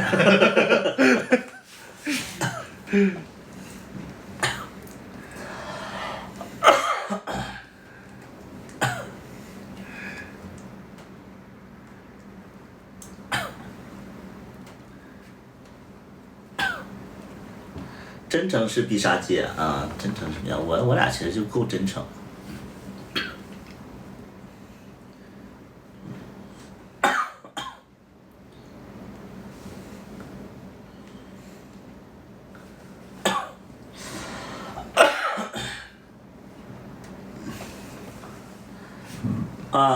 礼物太贵可以不送啊，借钱硬送。有些人吧，你们不在直播间里，你们真的不知道咋回事儿。哎呀，有些人就是看直播吧，就进来就要发言，我真的挺反感这个事儿的。就是我们其实有能力去买这个礼物，我为什么要借钱买呢？因为钱在他那儿。老公，不要。Do you understand？ 就是有些人就是他不在直播间里，他一定要就是评论一下子，真的生气。我们不是没钱买礼物，是我手里没钱，钱在他那儿。我的意思就是他舍不得要这些礼物或者买礼物，我作为对象来讲的话，我买了，然后他再去还这部分钱，懂？老公，别消气。哎呦我的妈呀，气死了！前两天怎么没直播？因为他要上课，就不能直播，太有直播。对，我前两天就是要上课。怎么追的图图啊？就是找个机会暗送个秋波呀什么之类的。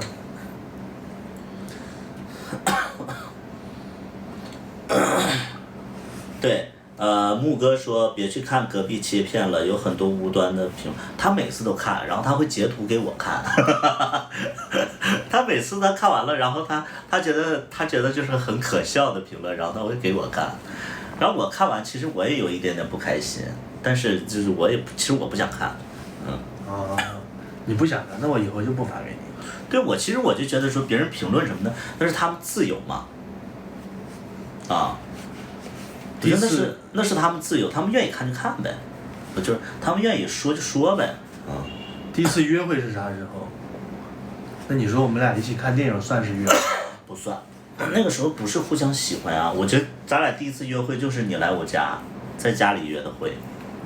他从深圳为了我跟那个前任分手，然后搬到北京家里边，那个时候我们才是在一起之后第一次约会，然后就约在家里了。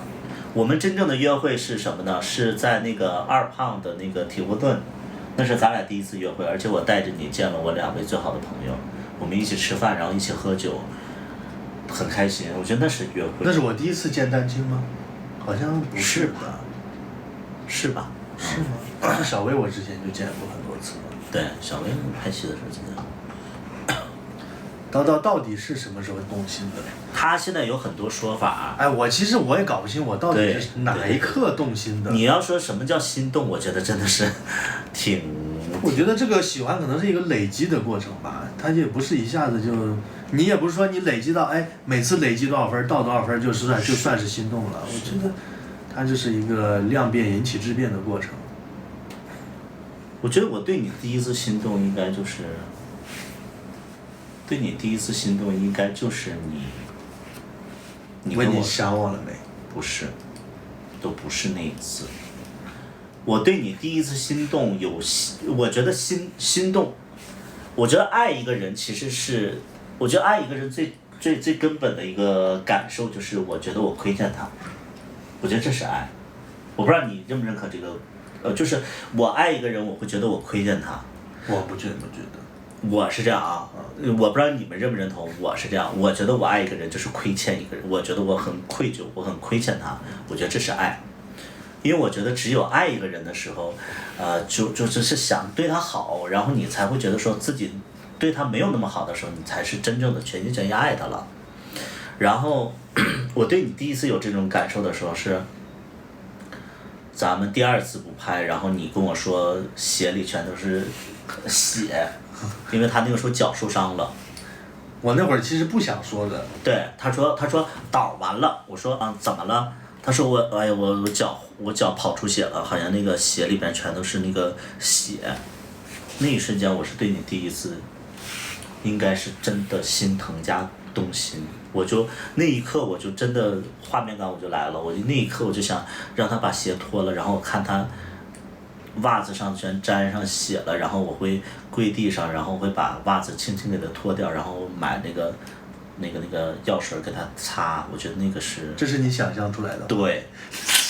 但是那个时候，因为那个时候其实我俩不熟，我俩就是不说话的那个时候，然后我不好意思让他脱鞋，因为我觉得脱鞋看脚这个事情太可怕了，你知道吧？对。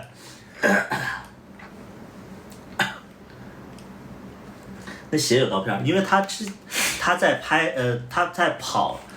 这条戏的时候，他出了车祸，然后他浑身有伤，然后他脚又很就是脚那块就是掉了一块肉，然后一直贴着创可贴，然后因为跑的时候就把那个创可贴就是蹭掉了，应该是掉了吧。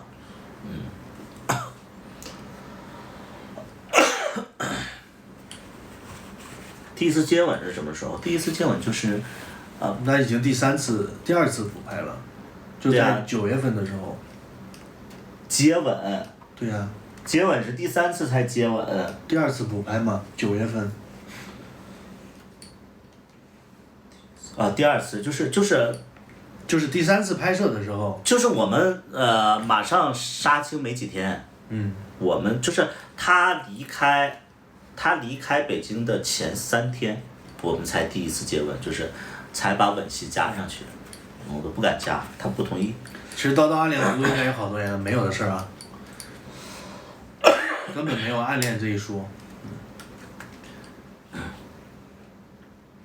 叨叨拍戏太敬业了。拍戏以外的接吻没有。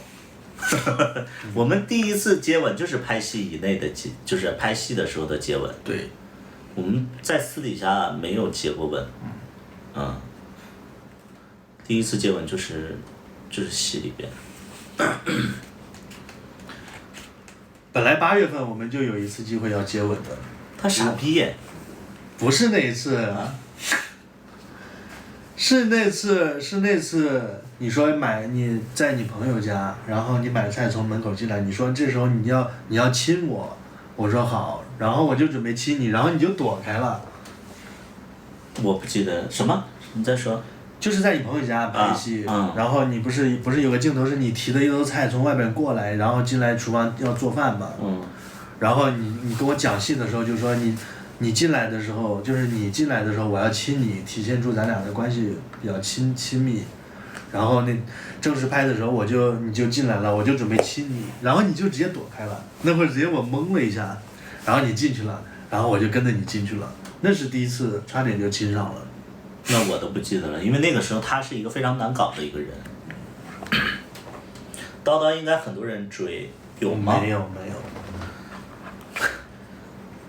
没有，因为我都不跟那些陌生人说话，他们在抖音里给我打过招呼之后，因为抖音如果你不回复他就只能跟你说一句话，所以他们好多都说个你好，就没有下文了，因为我都不回复他们。私底下难道不接吻？这是在柏拉图吗？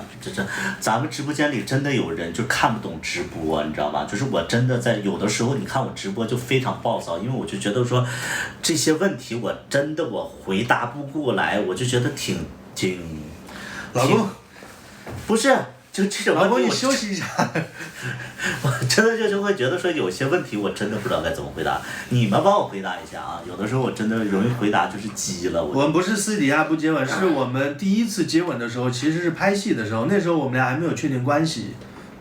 就有些人就是典型上课不听讲，然后会问老师那个这道题那个怎么不讲？老师说讲过了呀，就那种。对，我们说私底下不接吻，是我们拍戏的时候，就是拍戏之外，私底下其实我们俩是没有这种关系的，我们只是在戏里边会有接吻的戏。你现在解释他们也不会认真听的。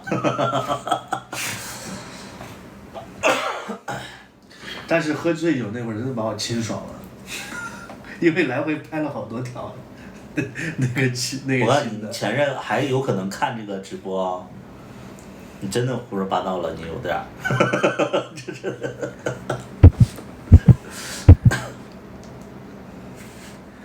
听呀。因为那个时候咱俩没在一起，我觉得那些东西就不要说了。那个时候确实是啥都说，是。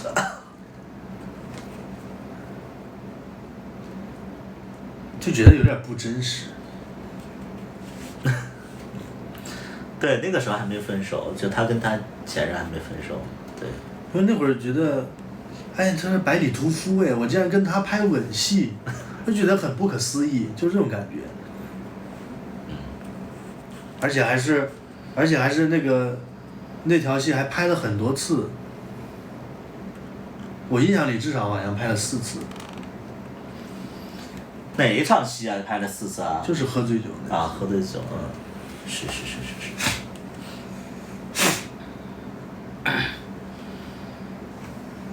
爱上了这种背德感，空白。吻戏能放上来吗？反正剪辑里是有，到时候可能会上传一版，看审核过不过吧。不过的话可能会修改一下。出于微醺嘛，他那个时候其实有80%醉了，是吧？对，他已经有80%醉了。就留的20%用来拍戏。对。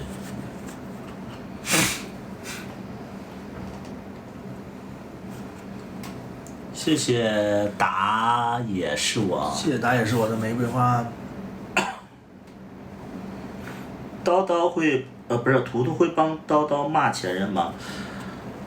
其实我如果说骂他前任，是因为他前任先骂我，我不会因为他俩的事儿我去骂他前任，就是因为我觉得，如果说他前任去骂叨叨的话，那我觉得是他俩私人的事儿，但是他前任骂我的话，我就觉得特别无聊，因为首先呢，就是我俩不是说在拍戏的时刻出的轨。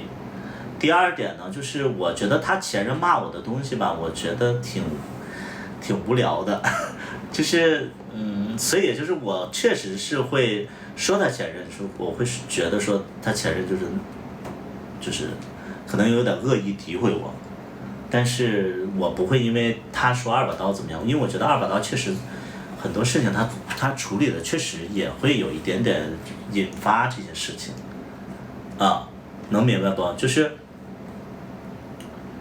不关我的事我不去评论，我就关我的事我可能会想去回骂一下。刀前任是谁啊？这个就不提了，过去的事就不提了。新片叫啥名？新片叫绿豆。这个画面好看是吧？我也觉得坐在沙发上窝得慌，而且光不好看。这个光会更好看吗？对，这个光稍微好看一点，而且做的稍微直一点，那个就显得咱俩肚子非常大，你知道吧？而且其实也不舒服，沙发都软。绿豆，对，叫绿豆。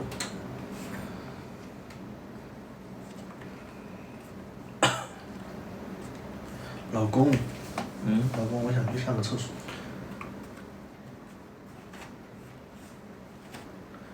有个人给你刷礼物，你才能去。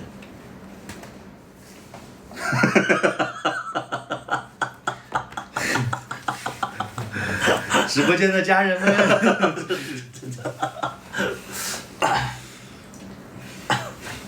上线了吗？没上线，还没有。哦，谢谢有风来的爱你哦，老公，那我可以去上厕所了吗？有风来送的什么？爱你哦。爱你啊，太小了。我要那种大屏的那种礼物，要不然你就憋着吧，反正我也用不上你。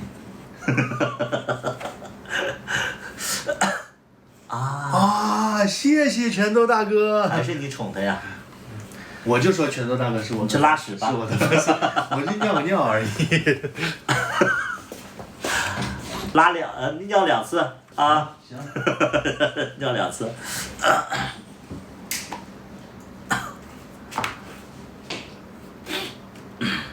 一天就好像我欺负他似的，你知道吗？他就是故意在直播上那个整景装柔弱，平时上厕所就是都跟我俩横言横语的，在直播上就在那块装，你知道吧？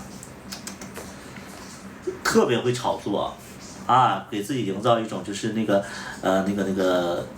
家暴的那个受害者。说什么呢？哦，你看他死样的，老会了。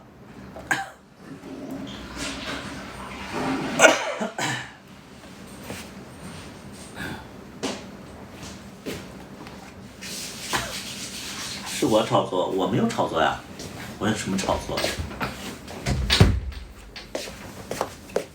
老公，刚才我好像听到你说我坏话，你看看这骚样，不开心。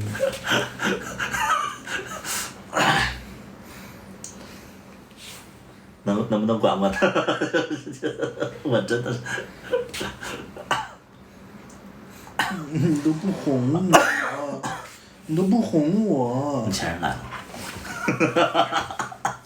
谢谢拳头大哥的城堡奇妙夜。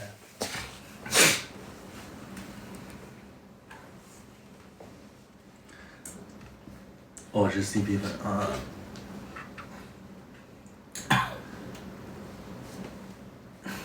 最好剧里也是这样，剧里他不是这样，我现实中也不是这个样子。剧里他演一。我距离我们俩的桥段特别搞笑，也很甜，也很搞笑，你们就看吧。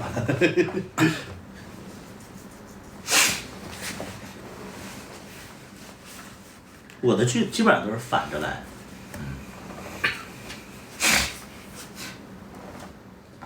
搞笑挺好的，对。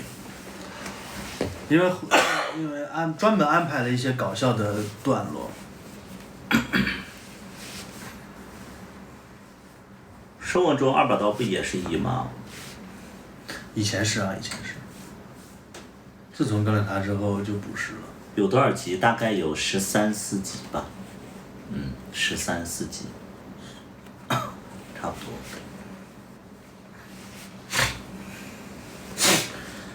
我们是10多还是sad多？我们没有后边那个。没看我身体状况一日不如一日。说什么呢？那是我搞的吗？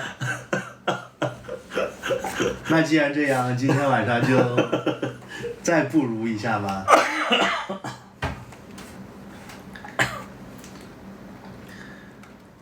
一周1集吗？一周2集吧，可能是1集还是2集？第1集和最后1集都是1周2集。对。中间是1周1集。反正我第1集我会一次性放2集。就1、2集是同一天放。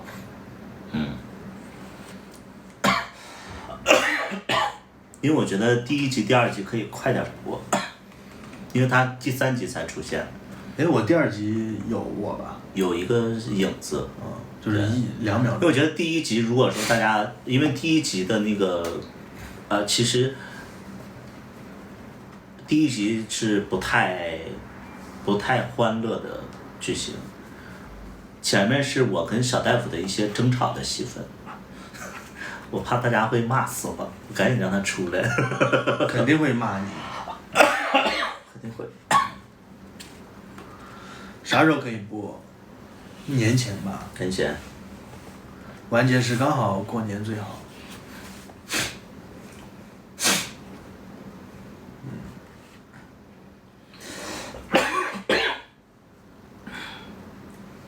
还有小大夫，对啊，我还有小大夫。对，而且小大夫好像开头结尾都有，是吧？他开头结尾都有。贯穿始终。小大夫还是蛮上镜的，蛮上镜的。他演的我觉得就很自然。对。他有些台词说的不自然，但是演的挺自然的。他演的还行，比我想象的要好。全是个人经历嘛。对，这一部其实也算是个人经历，但是有一些那个就是幻想，就是他你们可以理解为《夏洛特烦恼》。你不要说这么多。不要说这么多是吧？就是，我觉得这个时间要好好规划一下，因为如果你要到过年的话，可能这个热度我们俩就没有办法直播赶上。那个时候咱俩就假分手一下，就热度就回来了，让大家过个好年。行。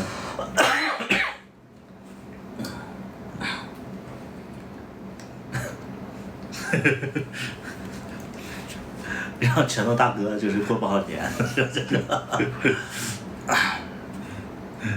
个人经历还够拍几部戏的，其实还能拍10部左右吧，因为我觉得很多段感情其实可以放大了，可以放大。10部，对，直播分手。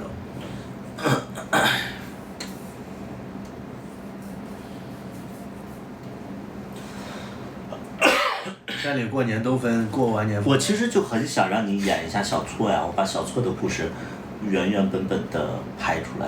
行呀。因为小错就是一个，就是算了。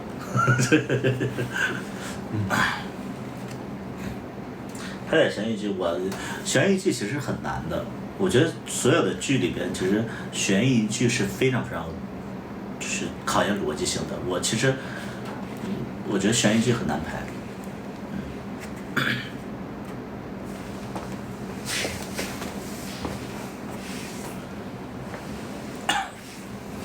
小错有抖音吗？小错没有抖音。没有抖音，啊，现在还有人不玩抖音的。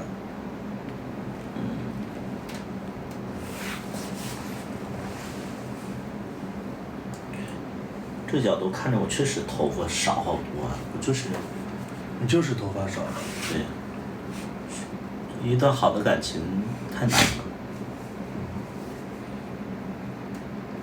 跟你在一起头发越来越少。我最近老忘给你涂那个，老是忘了。你对我有愧疚感吗？有愧疚感吗？对。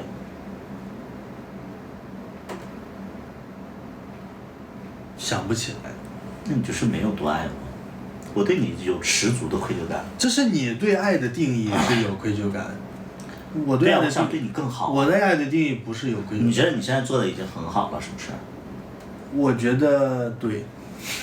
所以说他没有多爱我。你放屁吧！我对他已经很好了，但是我觉得我可以对他更好，所以我因为这个感觉我会愧疚。能懂吗？你能懂这种感觉吗？你就是只是因为你自己想的，所以觉得愧疚。不是啊，你看我现在已经对你很好了，对不对？那我想着说，哎呀，我现在没什么钱，要是有钱的话，我可以给他多买点礼物之类的，或者说能让他生活变得更滋润的，不用跟我一起直播了。他想骂谁就骂谁，对吧？我会有这种感觉。你说如果那个愧疚感是一点点小事会愧疚一阵子，但是不会。你没有心。谁说我没有心？就是你真的没有心，我觉得你的感情太肤浅了。我是希望就是给你铺路。我希望把你就是直到你老的那一天，我希望咱俩都在一起的。我也是这么想的。你没有。我怎么没有？你对我一点不好。我哪对你不好？你对我好，我不会一直咳嗽。那你，你不咳嗽都咳嗽那么多年了吗？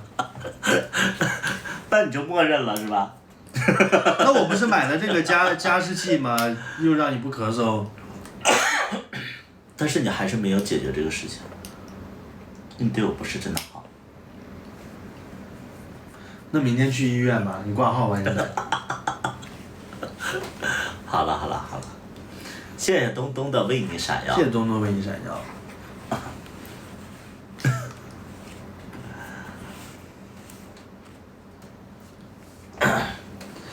图图好像，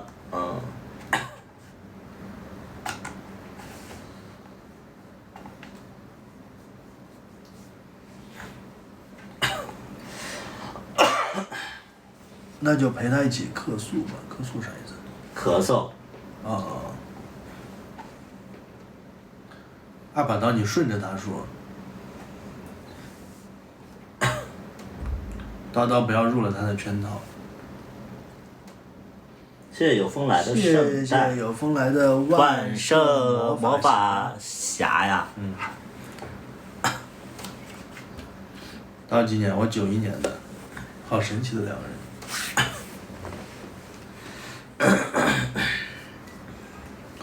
这个加湿器，我没有读研，我是读那个北京电影学院导演系的进修生，就是我读导演进修，就是导演进修能懂吗？就是导演进修。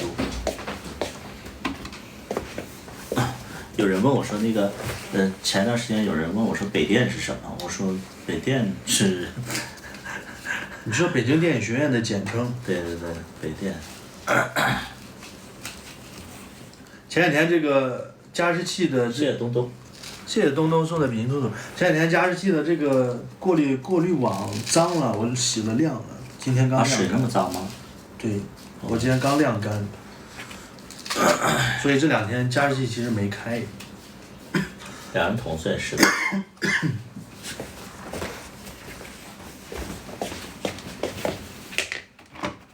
因为接的都是自来水。自来水这么脏啊？它不是，它因为要往里边抽风，所以它这个啊，这灰也会对抽一下。会，它主要要过滤这个灰。老婆好懂，我老婆跟个一似的。老婆太 man 了。是我跟他去取什么快递，如果重物的话，他就是特别爷们儿，我来，他又扛起来了，我来，就那种，他是这种。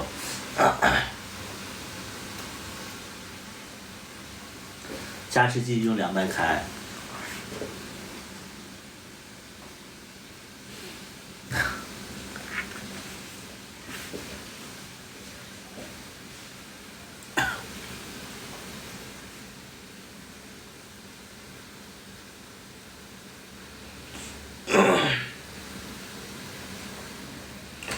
必须用纯净水，我的天呐！哎呦，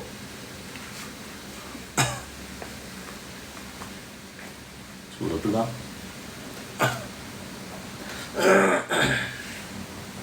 大胡子老婆男友离。老婆，你快点进来啊！啊。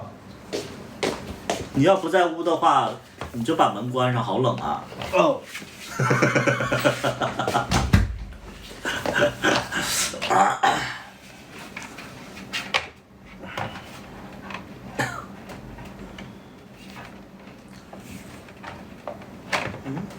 快点，人数都掉了。等一下。有那么难吗？你放到我这儿。我天，啥也干不了。快点，等会人掉了。人掉了，你快点，人掉了。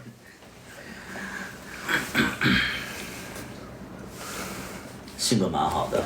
加湿器选择无雾的，对我们这个就是无雾的。雪梨吃不下去。老婆，咱俩吵架吧。行啊。说说你那个你的前任们吧。这一晚上说不完。那我先说说那个婉婉。婉婉，你想听什么呢？就是你当初为什么因为我跟他长得像而接近我？我没有接近你，其实那个时候，是你在接近我。那选择我当演员。因为你接近我呀。你就是因为我跟他长得像，所以才选我当演员的是吗？一开始的时候是这样的。就是因为我跟他长得像，所以才让我当演员。确实是有一边的。然后才给我发了那么多剧本，都想让我演。对。所以他其实是你心中的一个白月光。纯元吗？对。他那个纯元可能比你年轻一点。然后比我长得好看一些。那不一定是比你好看，但是肯定是比你年轻。然后你也更爱他一些。也没有说更爱。因为有的时候其实我们，生而为人嘛。我们在不同的阶段会有当时的一个感情标准、心理需求。我觉得现在对他的回忆，我觉得确实是不那么愉快，所以也觉得我甚至会有的时候会觉得说，我也会质疑那段感情。但是其实你给他的电话的备注还是老婆。电话吗？是吗？那我就没改嘛。那我都在他之后，我都有好几任了，我不可能还心里想着他，可能就是忘了改嘛。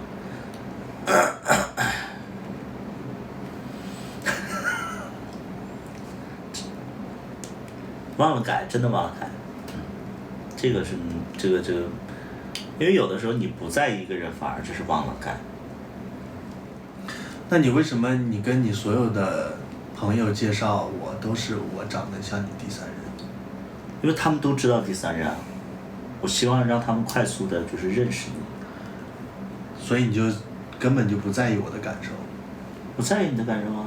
那你为什么还要这样介绍我呢？我不是独特的二把刀吗？难道我在网上？其实你作为二把刀的时候，并没有。难道我在网上没有那么大的？你是因为跟我在一起有光的折射，你才耀眼。我就相当于一束光，你是那个钻石，没有光衬托你，你不会闪耀。你在抖音也才7万多粉丝。7万怎么了？我平时我一直播都掉好多粉呢。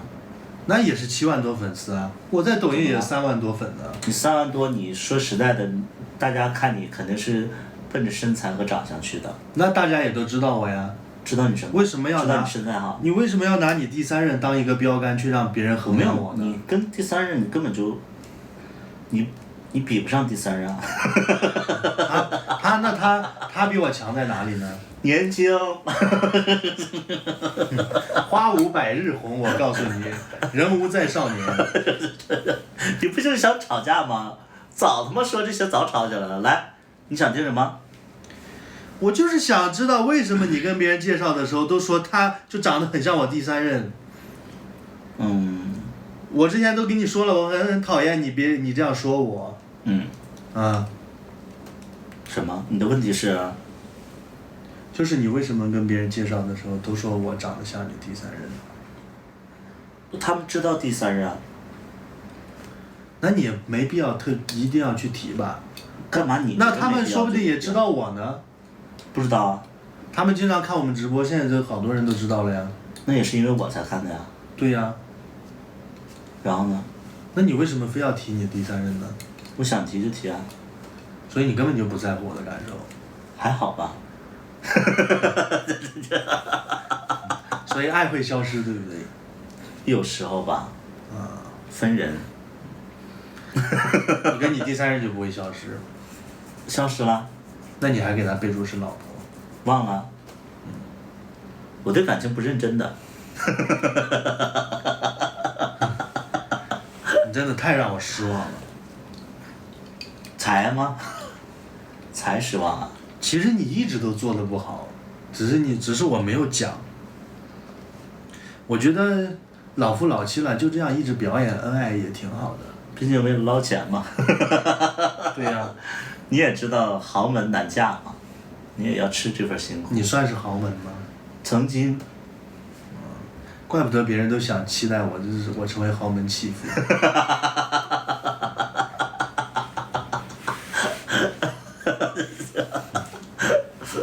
别吵成真的了，不会，他心理素质高着呢。你觉得我在跟你开玩笑是不是？没有啊，我觉得你挺认真的。就是因为我们在直播间嘻嘻哈哈，所以你觉得我说的这都是开玩笑的。这点是啊。因为其实大家对你有一些误解啊，大家觉得你是一个很认真、很真诚的人，其实不是啊。他靠近我就是有目的嘛，他前任都亲自下场撕他了。那你现在也没让我变成名媛呢？快了呀，戏还没播呢。那如果戏播了，我还没成名媛怎么办？那就是你自己倒霉嘛。但人家龙二和卡卡怎么有那么高的成就啊？我还没捧人家，人家自己就火了。那就是你过气了呀。那我现在使劲的捧你，你还不红的话，那就是你自己的问题，你命不好。那就我觉得是你的问题比较多。啊？是你的问题比较多。So what？因为我本来就很红啊。然后呢？然后你其实是属于一个。你有多红啊？你其实是处于一个。你全网有多少粉丝啊？我全网有10几万。10几万，算上那个转转了吗？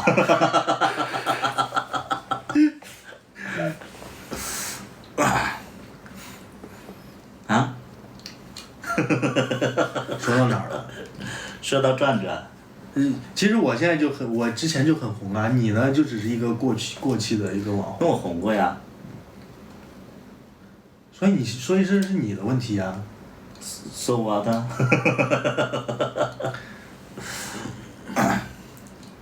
吵一下。叨叨一低头就是在编，没有低头。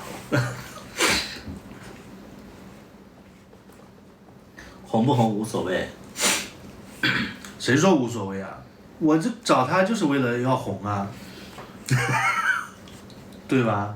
那我当初选。但我觉得人各有命，其实你命中其实只能靠炒作。那我当初选择那么多，为什么选择你呢？啊？有人吗？这是有人吗？哎呦，你要告诉我呀，我都不知道这个事。那只是你不知道而已。对吗？有那么多呀？哎呀，我真不知道这个事，我不知道有这么多人抢你。我的那些大哥知道我跟你在一起之后都不联系我了，说我这样。就一个全都还是媳妇儿吗？全都还是8月份认识你的。啊，就一个大哥呀，那个有风来算是第2个大哥。那个有带人都不来了。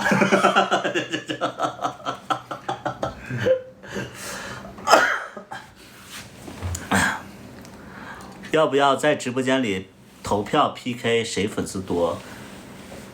我俩还没分呢。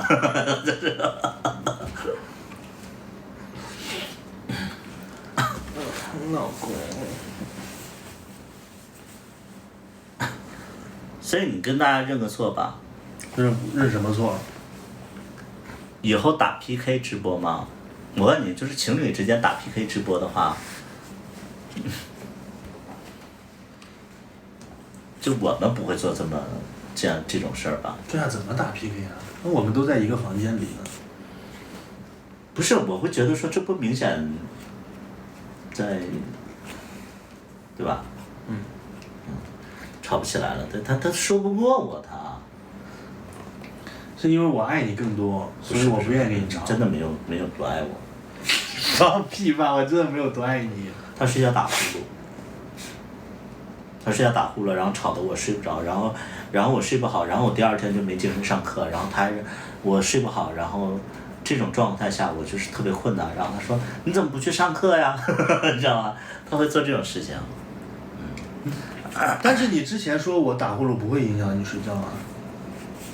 之前是刚开始的时候啊。现在就要表明我真实的想法。对。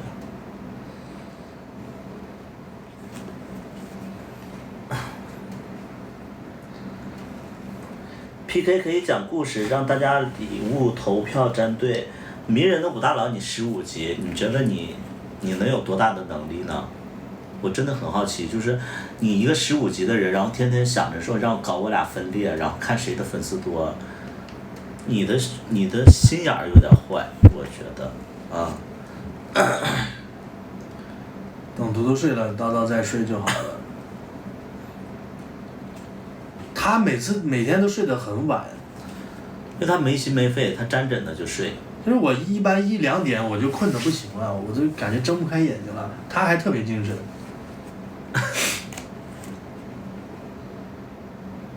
2个人那个磨合沟通，我俩天天沟通。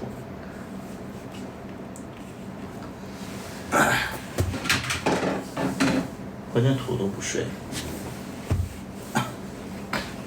老公。会吵架呀。这人数都上来了。我也在吵啊！谢谢秋风镇子的。谢谢秋风镇子的那个墨镜。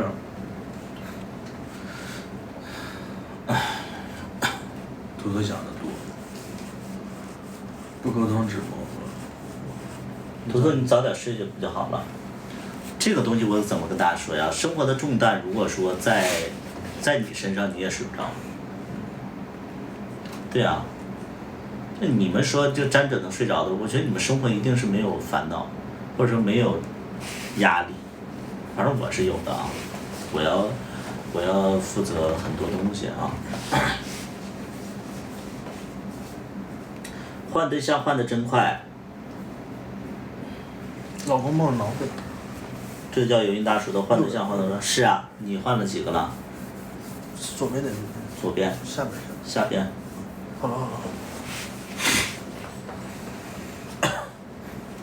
天抱天摸吗？那可不，那我老公当然天天抱天天摸。你老婆怎么老撒娇？我给她起了一个外号叫骚刀子。你在直播间胡说。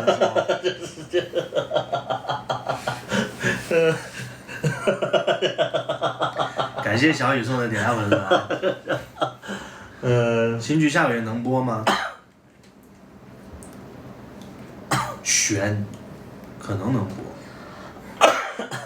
外号，一看就经常说，他不让我这么说。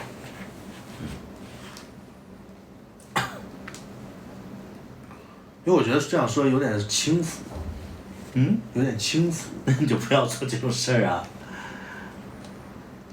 你会很介意吗？其实大家，如果我说完了以后，大家其实，在评论区里会总打这三个字，你会恐惧吗？其实我不太喜欢。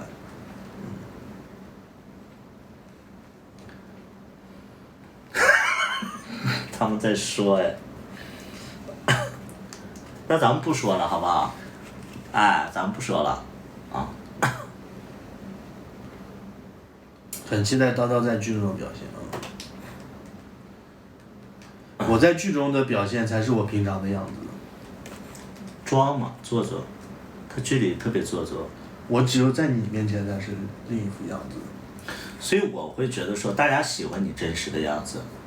但是我在你面前其实不一定是我真实的样子，就是我在外人面前才是我真实的样子。刚才想说什么？就是剧里才是平常的我。那你爱我是真的吗？是呀。那你爱我有演的成分吗？演的成分很少吧。我都想象是在哪儿。但是很少，90%其实是真的。OK。所以面对网上那些声音，你最生气的评论是什么？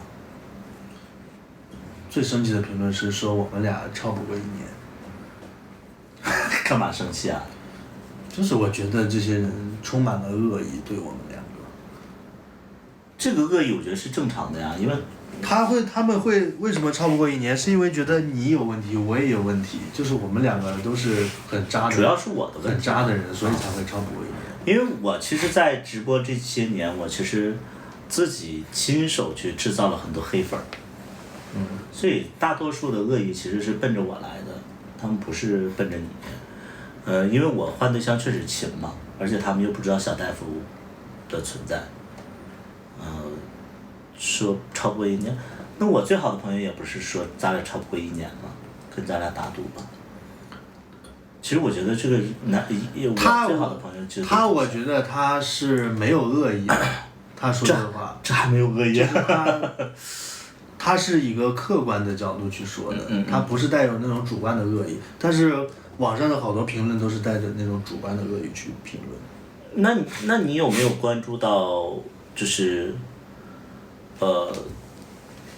那些明星的评论区啊？没有。就比如说钟楚曦这个事情，你知道吗？不知道。钟楚曦就是那个前一段时间不有一个那个是哪个时尚一个颁奖典礼啊？什么叫时尚芭莎吧？时尚芭莎，然后有很多的女明星，然后钟楚曦占 C 位这个事情。你知道吧？我知道这个事。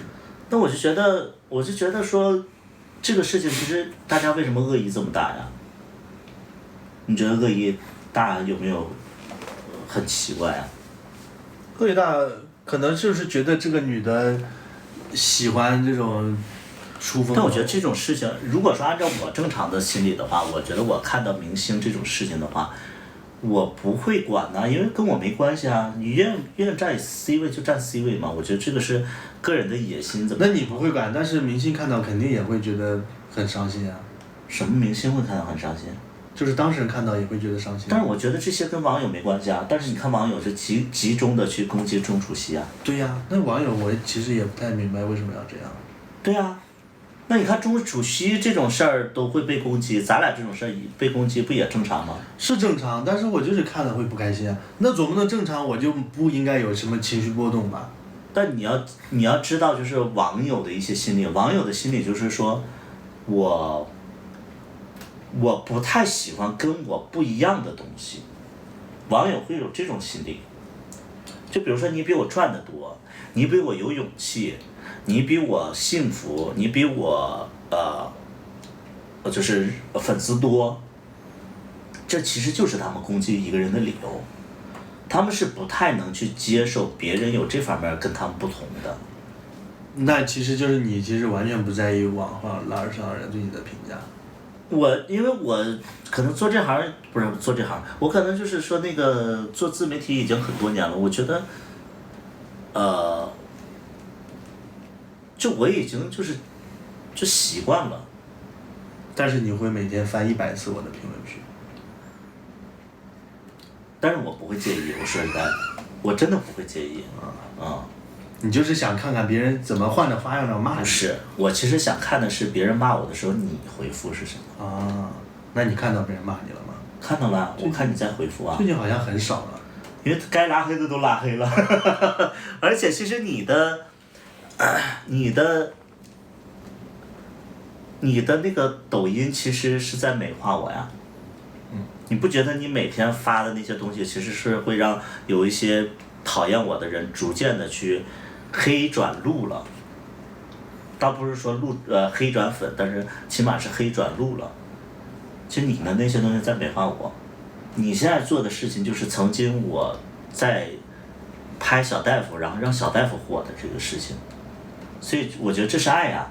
我当时拍小大夫的时候，我也是带着爱去拍他，我在跟大家分享我俩美好的日常，然后就导致了小大夫粉丝变多了，然后导致大家都认识小大夫了，觉得小大夫像天使一样。现在你在做这个事情，其实你是因为爱的角度，然后去炫耀，从而就是美化我了。那你以后多拍我啊，发给我，然后我发我觉得你现在我发我自己。我觉得你现在已经够火了。已经够火了。叨叨发的那些东西显得自己很爱突突。网友觉得他没有作品，然后刻意站 C 位，用脚死死的抵住旁人，跟你们有什么关系啊？我就觉得我觉得我觉得一些网友就嫌吃萝卜淡操心，我就觉得明星有任何的事情我都不会去评论，因为跟我没什么关系啊。那你看过《乌合之众》吗？传播学的一个很基础的。不是，我就觉得说网友你做这个事情跟自己利益相关，我觉得 OK， 但你要做跟自己的利益不相关的事情，我觉得你神经病。能明白不？就是我就这么理解。你是理解不了他们的心理。不是，我就觉得说你干嘛带着情绪去生气，你知道吧？就我觉得，哎，大家可以看热闹。哎，那如果我是比他咖位大的明星的粉丝，看到他这样，我肯定会生气啊。他把我那个。但你要知道，真正的评论这些人都是毫无相关的事情。那些骂人的人都是因为这件事情跟自己没关系，他们就想蹭个热度，或者说发泄一下，跟他们一点关系都没有。所以那些人其实就是在网上攻击别人的人，其实就是闲的没事干的人。我觉得这个很正常，因为为什么我们能表达喜爱，但不能表达讨厌呢？所以你就是有问题嘛？为什么？我一直都觉得你有问题。有什么问题？就是我会觉得说，就是我们的心理，我觉得我们的心理可能就是更成人化，你的心理还是有一点点小幼稚。就比如说我们就是你们能不能就是，你们能不能理解？就是说，我吃饭的时候，哪怕再不好吃，我也不会告诉别人不好吃这件事情，除非他问我。他是一个就是会公然就是表达说我不好吃，然后我就会觉得很没面子。我说那你不要在这块说人不好吃，你大不了不来了。但他一定要去表达，这就是咱俩区别。你知道我为什么明明他不好吃我不表达吗？因为我表达了，其实对我没什么帮助啊。他能干的，他能重做吗？还是他能让这个东西好吃？他如果说能让它好吃的话，他不会上来就不好吃。我大不了下次不去了，而且我说了可能挨揍。因为我觉得就是每次吃完不好吃的东西，你的表情就是拉拉的脸，所以我就跟你说，哎，我就会想跟你说这个不好吃，然后所以跟自己没利的事情我不做，就我不去惹事儿，就是这样。可以免单，你真的觉得你自己脸皮够厚的？你说不好吃，人家可能就说啊，好，下次我们改。这是正常商家，谁会给你免费免单之类的？你吃不起了吗你？你是奔着免单去的话，我觉得你真的有点问题。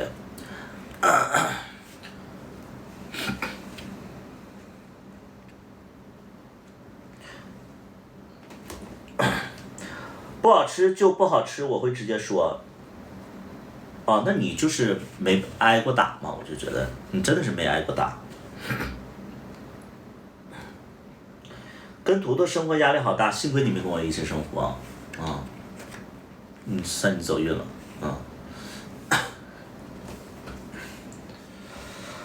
在饭店不好吃肯定会说，我以后估计也还会说，就觉得不好吃我就会说这个菜就不好吃。还是那句话，对自己没利的事儿不要做。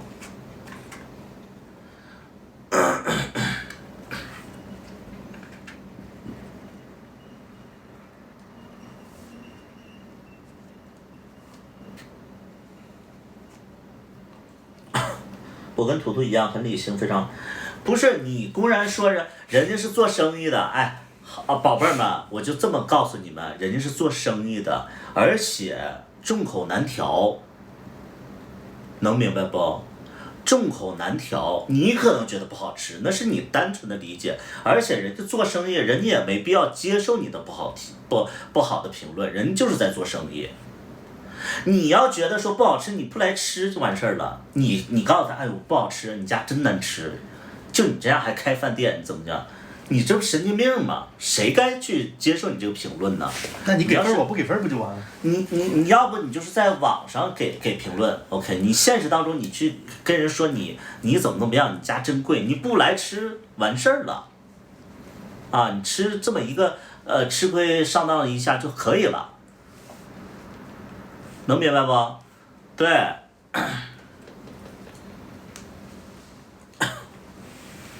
你只会吐槽。我们在说的是，不要跟人说，对，不要跟人说。出门就挨打，是的，你这些东西你要不懂的话，我觉得你这个，我觉得你就没有生活的历练。叨叨会直接跟老板说，我会跟他说。因为我觉得这可能是我们可以开启一个话题的一个。那咱们出门说。你不出门的话，真容易挨打，因为你也不知道哪个是老板。对。奇葩说啊，不好吃，下次不去。是的，对，可以在网上说，你评价一下。但你知道有的人，我告诉你啊，真的，你们可能没经历过这种事儿。有的人在网上给差评，因为你们的地址啊，我真的不吓唬你们啊。咱们买东西的地址，人家商家是知道的。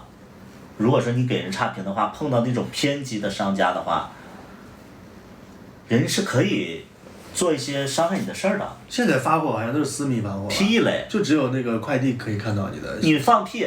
咱们有没有经历过那种事儿？他没有送米饭，然后咱们让他送一碗米饭过来，那他不知道地址，他怎么送过来的？商家怎么送的呀？他会在那个外卖软件上重新下一个这个单。是啊，那他不就知道吗？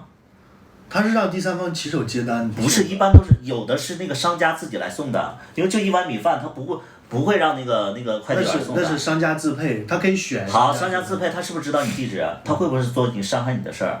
在你家门口那个放一堆死蛤蟆，你害不害怕？就没必要做这种事儿。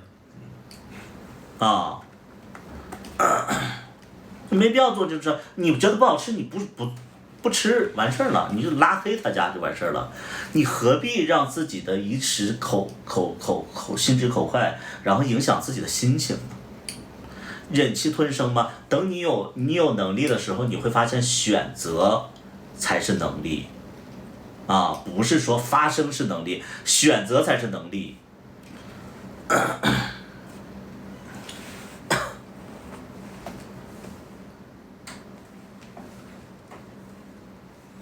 哇，老公说的好有哲学。就是啊，你真正有能力的人是选择，不是说我在网上发声就是有能力。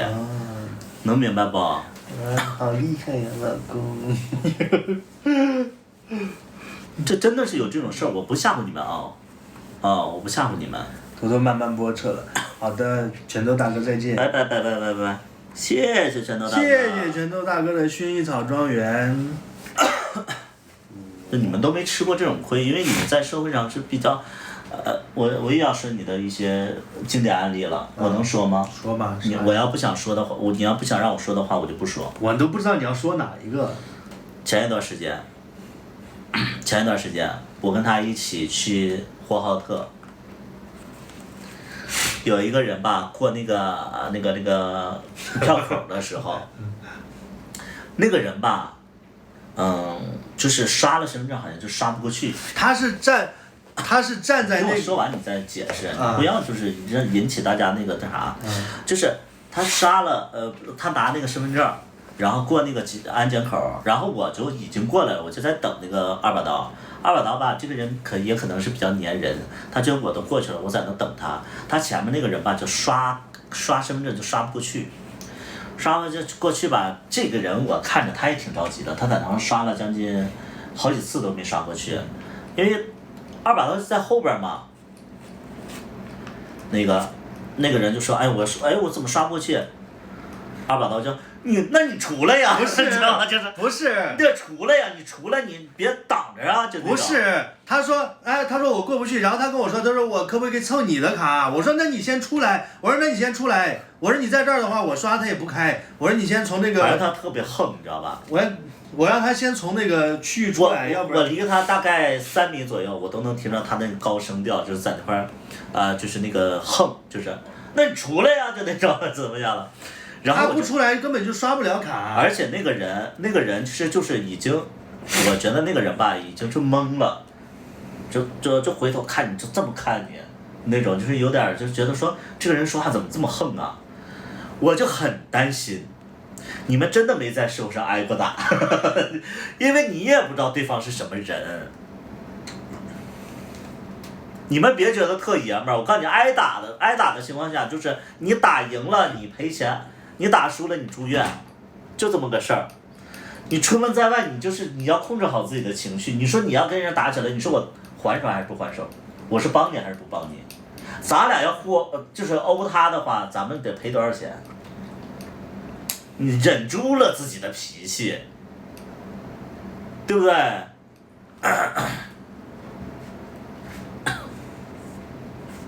你们在那块就是，我告诉你，二把刀幸亏没跟你们谈恋爱，要跟你们谈恋爱就是，给他害了他，我告诉你。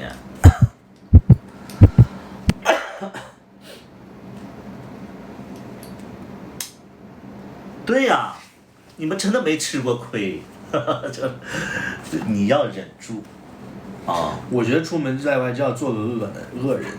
你是做恶人，你怎么知道他没比你恶呢？你怎么知道他兜里没带点那个双节棍什么的呢？对不对？你怎么知道他是什么样的人呢？那如果说你不知道的话，你是不是有点莽撞？如果你知道的话，你是不是吃软怕硬？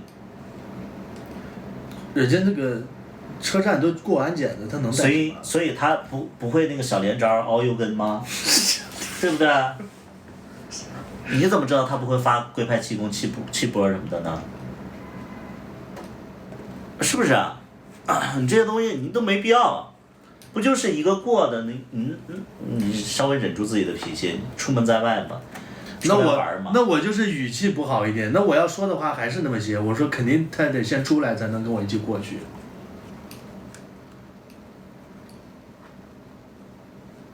你要不认识不到自己的错误的话，就是你吃亏了，反正吃亏的是你自己。对于我来讲的话，我可能就非常的抱歉，就是我爱莫能助。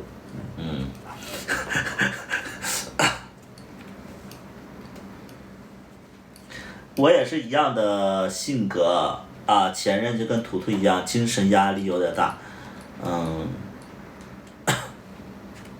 图图说，万一对方有把刀，吃亏的是你自己。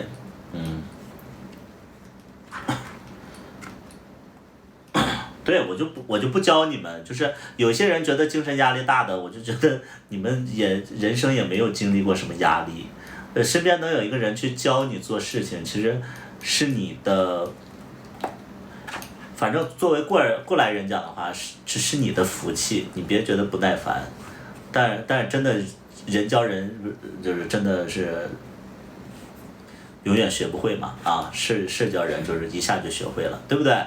哎。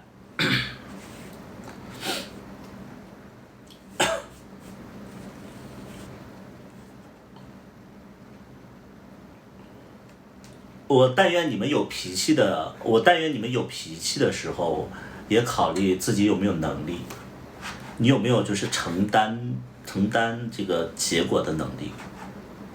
你可以打人一顿，你有没有钱去赔人家？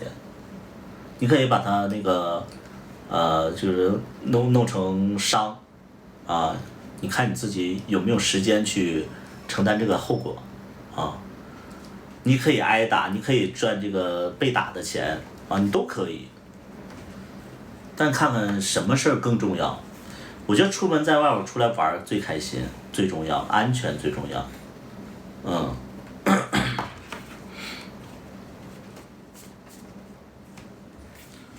那我以后在外面就老老实实的。你在外边就要像在家里一样，就像个小猫一样，这样我不用你自己亲自出场，我就保护你了。好。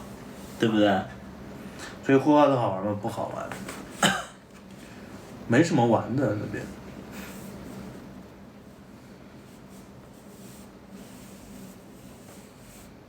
图图形象又伟大了。没有伟大，我就觉得年轻人呐，真的是，有的时候我跟他出门，我都会担心，我就说，哎呀，可害怕了，我就觉得啊。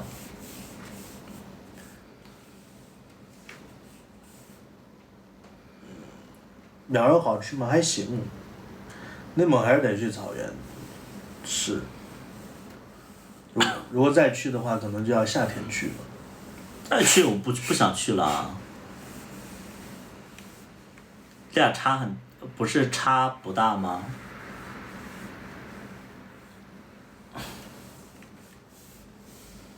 有推荐的店吗？没有，我们就去了一天。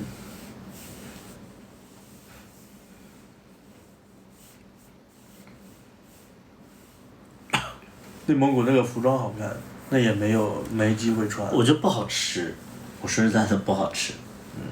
吃一两顿吃够了。就是它没有多好吃。我要去一个地方旅游，我觉得就是我起码得在当地吃得很顺。说实话，我也觉得那个羊肉，就是第一天吃那个冰煮羊，感觉还没那个南门涮肉好吃呢。你不觉得挺好吃吗？你是不想扫兴对吧？对。对，不习惯，不能说不好吃，是不习惯，啊。其实也不难吃吧？对，不难吃，只是会觉得说，我真的觉得内蒙古啊，蔬菜的选择真的很少，就是你在其他地方就是可能凉拌菜啊，可能炒青菜啊，特别是广东啊，炒各种青菜，在内蒙古就呼和浩特，起码在呼和浩特啊，没有太多的菜叶子吃，就都是肉，都是肉，我就觉得哎呀我天，就吃两顿吃不动了，这不是说不好吃，是吃不动了。我觉得很像我们东北菜。我们东北菜其实，做法也很单一嘛。我们东北菜其实做法也很单一。我还是东北菜起码有土豆。他们也有土豆啊。哪里有土豆？他们也有啊。那羊肉不纯羊肉吗？就是。也有。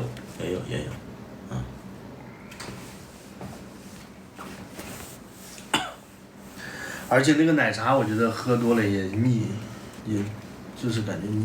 就其实你没有感觉，就是咱们吃完羊肉，身上一股羊肉味儿，这汗里是有羊肉味儿。没注意过。我不太喜欢。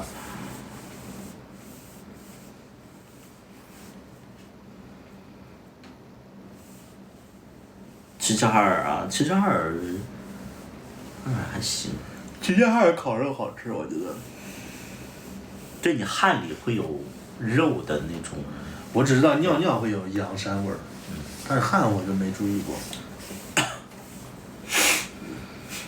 本来呼和浩特就属于东北了。什么时候？我有一个同事，他是内蒙的，但是他说话就是东北话。那是通化那边吧？有几个地方是通那个那个吉林那边儿。它跟呼和浩特没关系。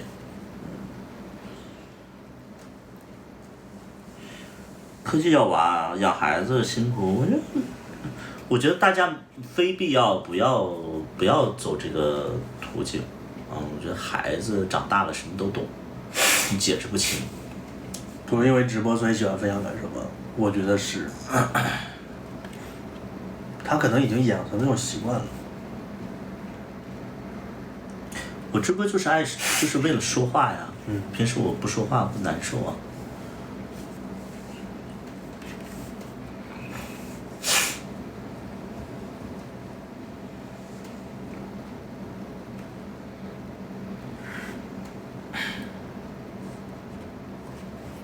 所以你觉得我有什么缺点？你让我说，我一时想不起来，但是你其实缺点挺多的。你说。你让我细说，我一时就想不起来。比如？就想不起来。就是只要遇到这个事儿的时候，我才能想起来。比如？我就想不起来了，你比如。什么事儿啊？我也忘了，反正就是。大男主义有吗？大男子主义有一些吧。比如？就是那个事儿你绕不开了，是不是？只有那个事儿。他的意思就是说我说了嘛。他觉得我大男子主义的主要原因就是因为他做不了一。我可没说啊，是你自己说。你就是这么个想法嘛，对吧？你要带哪个？你穿黑的就带黑的吧。行。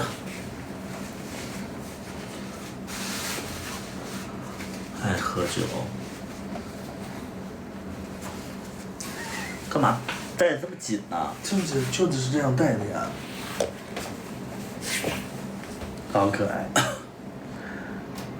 还有哪点大男子主义？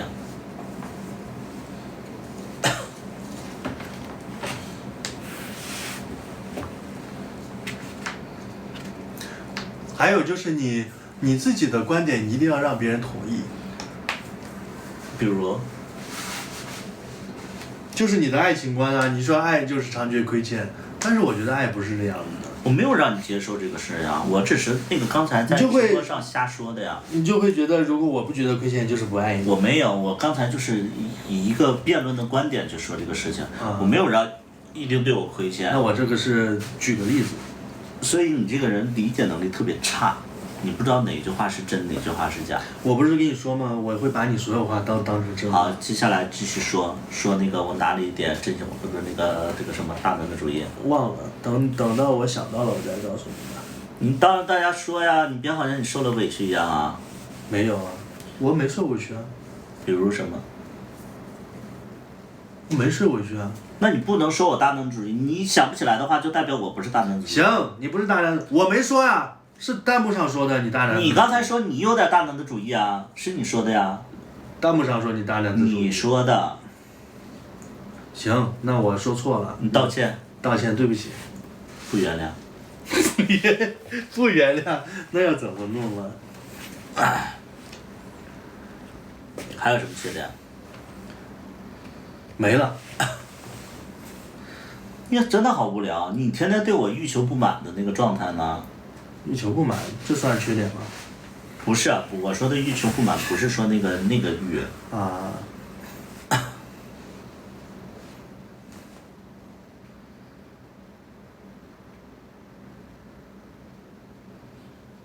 说呀，都是人数掉了。缺点。蠢死了。就是你跟前任藕断丝连。我跟前任藕断丝连不是因为找他借钱吗？你为什么找他借钱呢？因为我没有钱呢。那你找我要呀。我找你要，那算是那个生日惊喜吗？那你编个瞎话。那我不是又撒谎了吗？那撒谎总比这个那个啥吧，就是这种谎言总比找前任借钱要轻吧。我找前任借钱这个事情是很严重的事情。那你不就算不借钱，你也跟前任藕断丝连。那是因为我跟前任还有那个就是说所谓的一些，你看他现在又住在我家里边，我跟我妈又因为你吵了架，现在我妈又不跟我说话，我只能通过她去了解我家里的情况啊。你下次跟 Monkey 联系。别说这废话呀，我告诉你。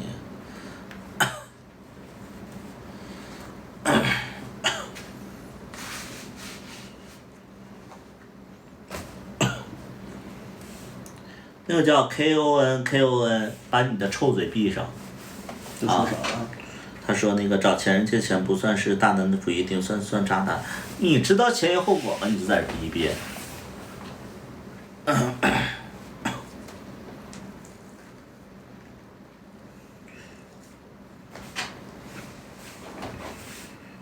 这就是叨叨之前直播说的可以撒的善意的谎言，我没有撒谎。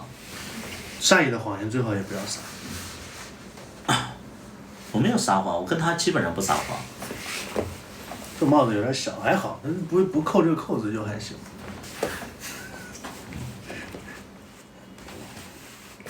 聊天正经聊天，你直播呢？你能不能你不想直播你就下播？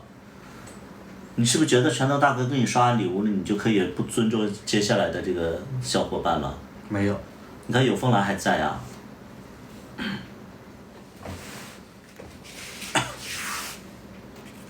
小话题呀，你得互动起来呀。我觉得你没什么缺点。不是，是想其他的趴。谢谢nice的灯牌。希望继续啊，哪里继续啊？哪一方面继续啊？哎，那我谢谢吴中的捏捏小脸儿。那我买那个毛线织了帽子之后，你会戴吗？当然会戴啊。它还有2个耳朵。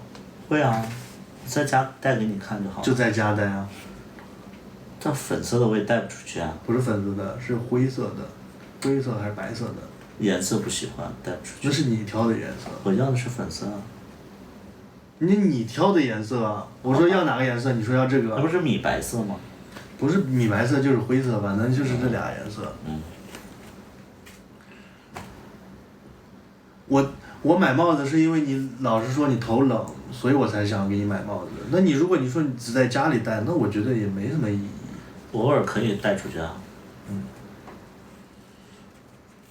喜欢看叨叨撒娇，我也挺烦的了，我现在已经，因为他现在一撒娇他不直播那大家就觉得无趣了呀。对不起。我觉得你就是有钱的大哥，你就是有点儿。图图算事业型男人吗？反正我把自己逼得挺紧的。逼挺紧就是。对。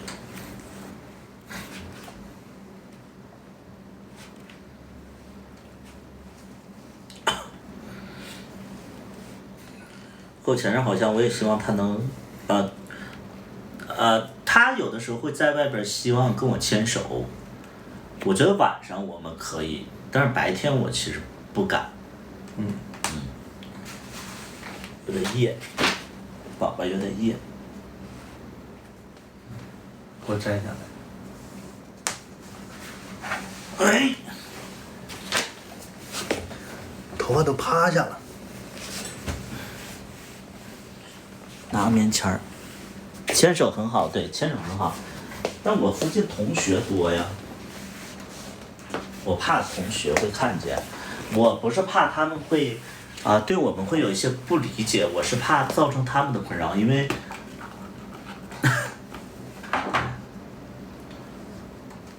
造成他们的困扰。对，他们会尴尬呀。哦。好想见见真人。你俩回家了呀？我们俩就是在家呀。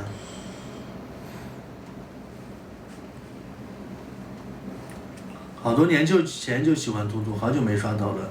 图图也成熟了，才发现已经好久了。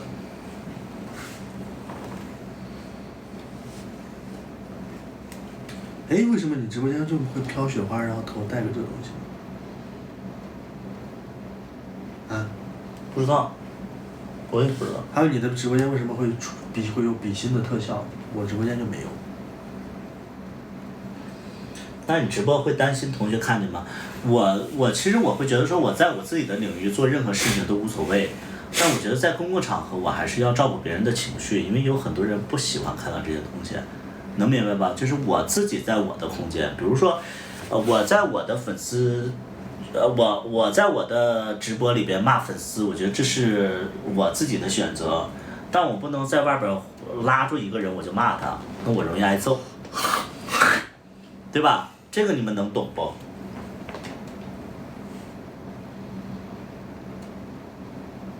口水好干呐、感觉。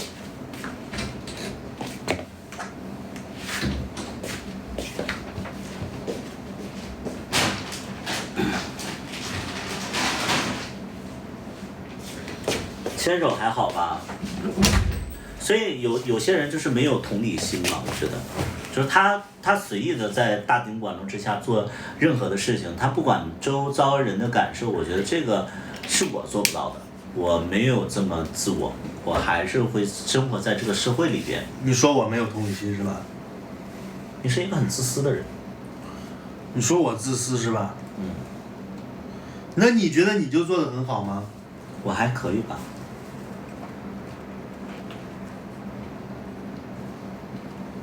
你为了我连课都不去上，其实也给我造成很大压力。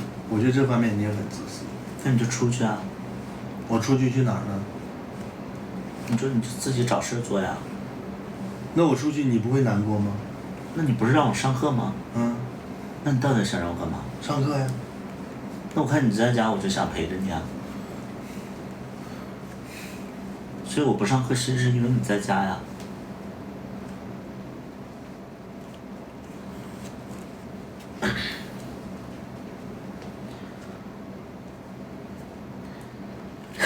说不过我又沉思去了。你就这么爱我呢？啊、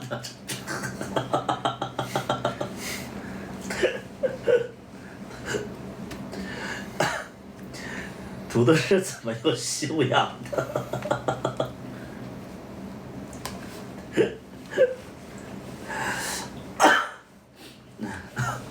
图的是怎么有修养的？我觉得我就是同理心嘛。图图是怎么什么？图图是怎么这么有修养的？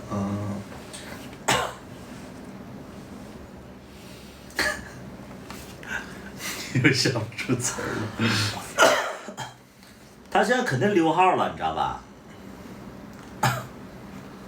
他现在直播就不在状态，他现在溜号呢，他觉得有点累了。不是，其实我今天从一开始就不在状态。为什么？我也不知道为什么。就累啊。也不累，但是我就是从一开始就不在状态。那怎么办呢？你这样你很容易失去这些粉丝的。这些粉丝其实就是喜欢看你在演啊，然后可能是因为突然换了新环境，有点不太适应。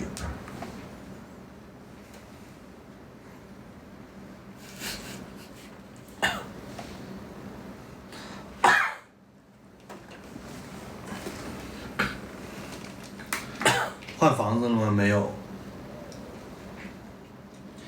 他马上就会有新欢了，你放心。这个人典型看不惯别人好。就是我们换了大概3米的，跟原来距离3米的距离。这个叫72357198，就是这种人，就是说，他说他马上就有新欢了，你放心。我每天就看到这种评论，然后我就会。你想怎么回复他们呢？我基本上，因为他不是在我的视频下面评论的。他在直播间里就是，评论，你想怎么回复呢？不想回复。不想回复。我就不会把它读出来，就是直接忽略掉。坐在椅子上不舒服啊，我觉得坐在椅子上比坐在沙发上就舒服。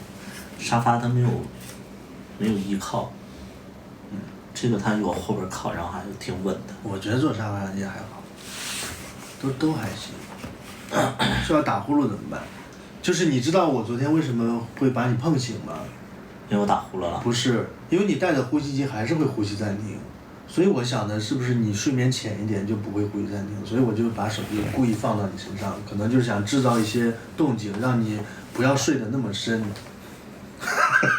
你给我滚！真的，因为有时候你呼吸暂停的时候，我就是拿脚往你腿上一搭，然后你可能就会从深度睡眠状态稍微清醒一些，你就不会呼吸暂停了。小师傅工作室，叨叨去念一个课程吧，和图图一起读书挺好的，找个消费合理的课程。这个小师傅工作室，你在建议的时候，麻烦你就直接出这部分钱就好了。我觉得你的建议真的毫无逻辑。感谢就不给你送的鬼鬼来了。谢谢就不给你。今天直播间，今天我那个视频评论区下面就说你去把你的牙补一下。我说那你出钱我去补。然后他说你老公这么抠门不给你钱。我说的什么？我说你不出钱就别逼逼。然后他说我又不是你老公。我说你不是说让我补牙吗？你让我补牙你给我钱呀，要不就别逼逼。然后他说你老公真抠。我说这好无聊。对呀，我说我是说你在无聊。他一直在。他就是在气你啊！你还在回复什么？神经病一样。他是在气你啊！我想不通他怎么就扯到你身上去了，所以我就。他是在气你啊！所以我就很生气啊！怎么？你就像那个小师傅工作室的，你给赚钱，你再去就是建议别人。你知不知道外边的补习班有多贵呀？你别站着说话不腰疼了，你能懂不？图跟叨叨学会的都在怼粉丝，有些人就是。不是，这个你就别冤枉我啊！这个他之前他前任跟我说过，说那个他那个黑粉惹他的时候，他都那个追着别人私信骂。我确实也看见了。我没有追着别人私信。他有，他在那个新浪微博的私信就怼着人家骂，你知道吧？私信骂人家。我咋不记得？你现在拿出手机，我立马给你找出来。你私信骂人家，我觉得这已经有点太猖狂了。我顶多也就是在直播间上骂一下。私信骂人家。新浪微博，我要给你找出来，你看着的啊。你死犟，你就在那儿。我都不记得。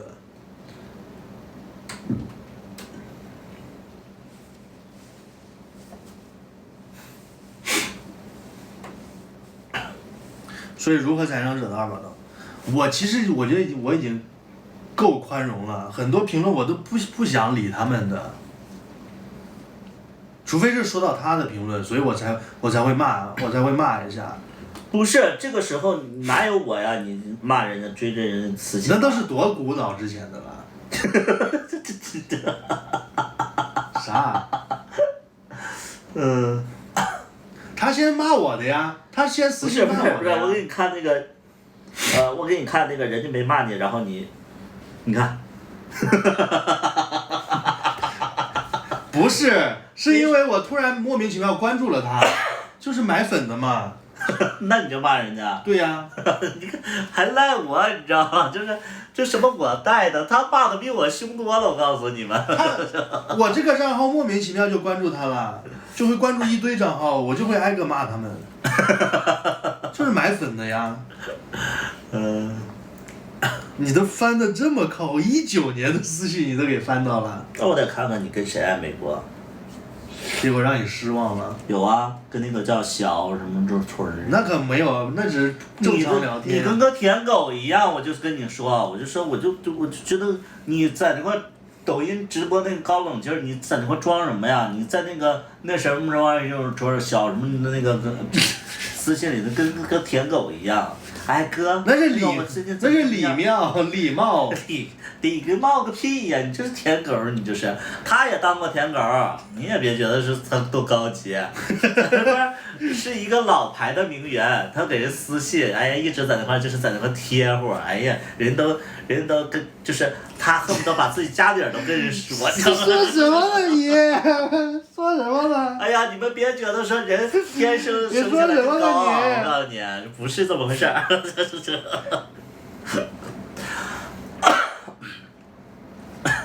谢谢就不给你的。谢谢就不给你的万圣信使。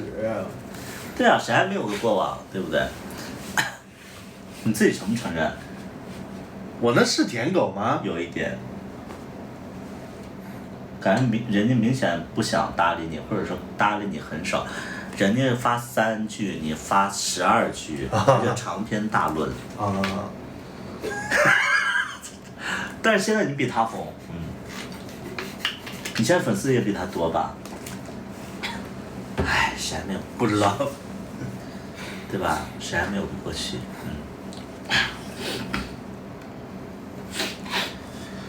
没想到19年的私信都没你发。妈呀，啥我不看呢？我告诉你，你什么收藏啊，什么那个笔记啊，什么备忘录啊，我都看个遍。那我骂你那个你也看了？骂我什么了？你不是看我那个什么笔记了？骂我什么了？你不是看了？没有啊。我不写你坏话了吗？没有啊。那可能是没写。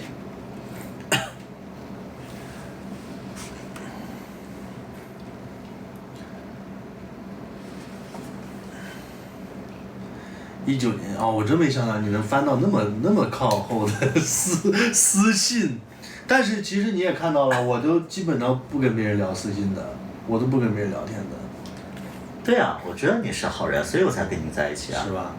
我跟你在一起其实是有足够的安全感，我觉得你这个臭脾气，别人也忍不了你。而且我本身就不跟别人。素质很低。对，就是我本身也不跟别人聊骚。素质堪忧。其实我觉得我跟他在一起，我能缓和他，提高他。私信能保留6年吗？新浪微博的私信是这样，就是你不管换多少手机，私信都会更新到你最早的那些聊天。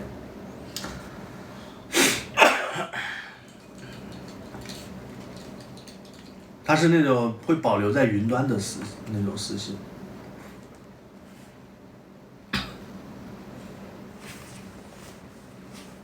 今天就不给你刷了很多呀。就不给你刷了很多。谢谢就不给你，大哥。你光感谢没用，我觉得。那怎么弄？给大家唱首歌吧。又要唱歌吗？你唱吧。你唱吧，我给你放伴奏。你不因为很多人都没听过你唱的专业嘛。咱们就你想唱什么歌？我这有唱吧，我直接咱们就放着伴奏唱。那我觉得让就不给你点吧。行，就不给你，咱们有机会那个可以让二把刀唱首歌。你比较擅长唱谁的歌？前提是要我会唱啊，就因为我听的歌都比较。就是你擅长唱谁的歌？就不给你几个选项嘛？就是陈奕迅吗？陈奕迅的非粤语歌都是。非粤语歌，陈奕迅的非粤语歌，还有呢？除了还有李荣浩行吗？李荣浩也不行，我很少听。那个薛之谦呢？薛之谦的个别偶尔几首，就是你们可以点看我会不会唱。就不用特别高啊，不是送他电吉他吗？刚买，还没到呢，还没发货呢，就不给你，你还在吗？咱们要宠粉啊！谢谢上官瑞阳的粉丝灯牌，点亮粉丝团。就不给你还在吗？看一下。就不给你，他不在了吗？在，他在啊。谢谢秋风镇子的鲜花。有风来大哥现在是榜一。有风来大哥是榜一，没错啦，但是他随便来一首。随便来一首。那我唱谁的歌好呢？我觉得你唱那个陈奕迅的歌，因为他声线非常像陈奕迅。跟你说话我就觉得陈奕迅来了。陈奕迅哪首歌？先看一下。低一点的，就这种唱。就是我们比较低。我们。哎，或者是那个稳稳的幸福，哎，都挺丧的。稳稳幸福比较高，我们吧。我们太丧了。就是你找一个稍微节奏感稍微强一点的。10年。10年吗？10年也行。行，10年。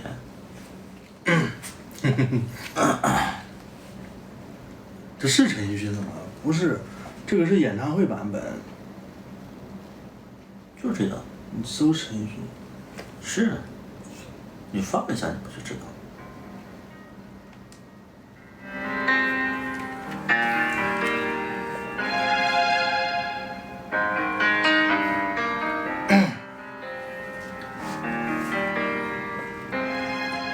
如果那2个字没有颤抖，我不会发现我难受，怎么说出口，也不过是分手。如果对于明天没有要求，牵牵手就像旅游，成千上万个门口，总有一个人要先走。怀抱既然不能逗留，何不在离开的时候，一边享受，一边泪流。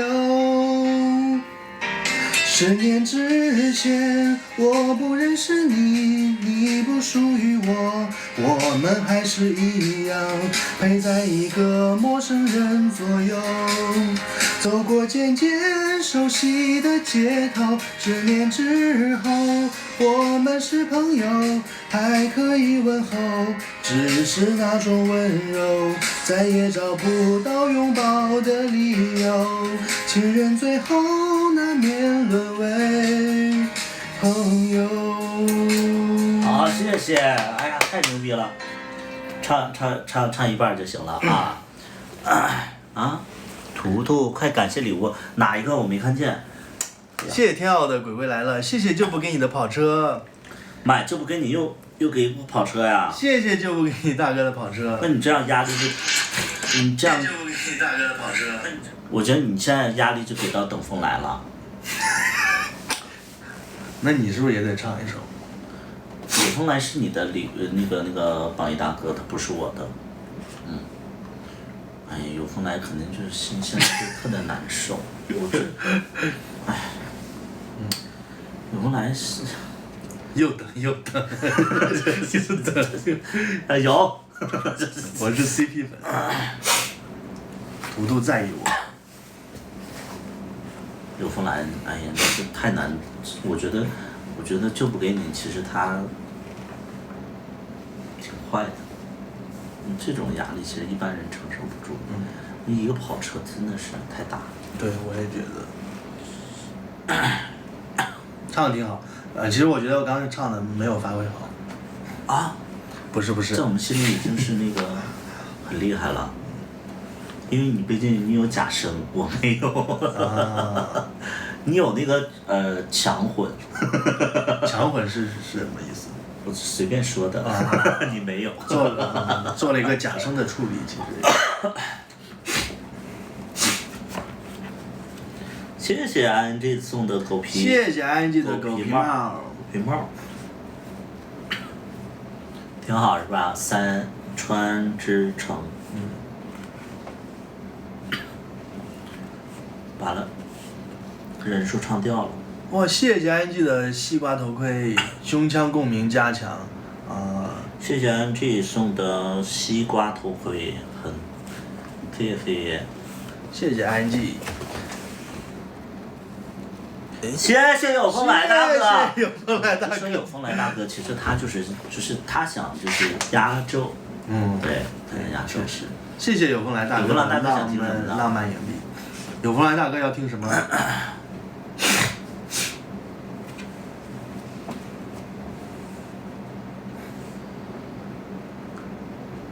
我们等一下，有风来大哥就是手脚不太利索，他慢慢打，咱们就等一下啊。我信你个鬼！上次还不是这么说的。谢谢哈，真好看。罗文的黄昏，罗文的黄昏呐、有风来点首给力的，谢谢哈的，你真好看。谢谢哈哈送出的，你真好看。刚才谁还送了？我没看清，跳着去。ING 送的西瓜头盔。谢谢世纪微风手机维修一黄线店专用号送的小心心。谢谢谢谢鸟卷飞送的万圣糖果。谢谢大家。其实我会觉得你唱歌真的是会让人安静下来。那其实你那首《我们》，其实我不敢再听第二遍。其实我唱那个《当你想你》的时候，其实如果他的那个配乐是伴奏是正常版本，那这样唱的更好听。但那首歌其实现场有点高吧？我觉得还好，就是唱起来。那你要不要给那个等风来大哥唱一首这个？那个要在 KTV 里唱才好听。就等风来大哥这个礼物不值得不配听这首歌吗？不是，那个要在 KTV 里唱才好听，在这里唱就不好听，就会破坏大家对这首歌的印象。瞧不起等风来大哥啊？不是。等风来大哥要怎么证明他呢？不是，那可能他可以点你的歌呀，让你唱呀。我的歌贵呀，我的歌。哦，有风来，有风来 ，sorry。你又说错人家名字。sorry。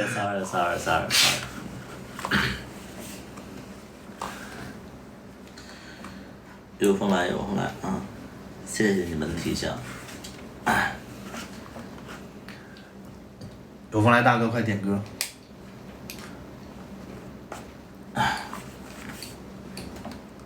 有风来，可以点一首图图的歌。不行，我唱不了。为什么？我出场费都是，因为其实我也不妨告诉大家，其实我出场费其实不算高。我出场费不算高，但是我确实是有价的。小错唱不了，小错太贵了。我不建议你点这首歌，你点他唱便宜。但是我不会唱小错。谢谢那个世纪。谢谢专用号送的。专用号送的棒棒糖。他的歌我会唱的很少，因为他的歌我觉得还比较难唱。好久没新剧了，行，咱们不唱歌了，因为我觉得唱歌就是大家其实都有一点点害羞。听咱们的歌他们会害羞。吵架吧。最听的多的是小错跟浪漫雪夜，但浪漫雪夜有点高。浪漫雪夜是你的歌吗？不是。也不知道哪个小浪蹄子的歌。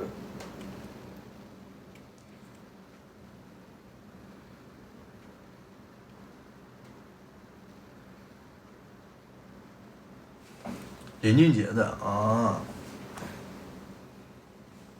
你最讨厌的歌手？我没有讨厌他，我只是觉得他唱歌有点吵。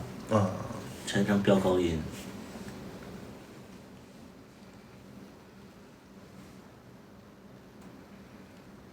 怎么不了呢？行，咱们就唱到这儿。改天给大家继续唱。其实现在也是12点了，12点咱们再播10分钟好吗？好。因为大家也要休息的，因为明天不是休息日，反正明天我是休息日，因为我明天要在家背台词。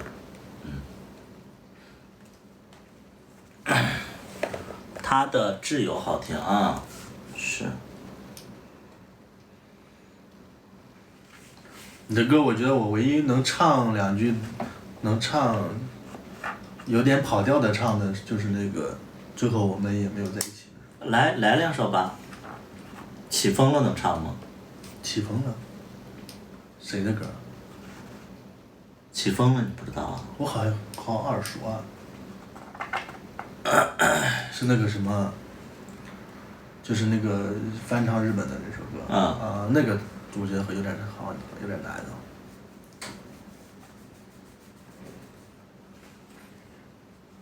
那个有点难。咱们今天就先不唱了。要唱吗？那个等风来大哥，你有风来大哥，你要听的话我就唱。最后我们有没有在一起？好，那我们就唱一下啊！我给大家拿那个啥。哇哦，我们要拿专业设备了。对。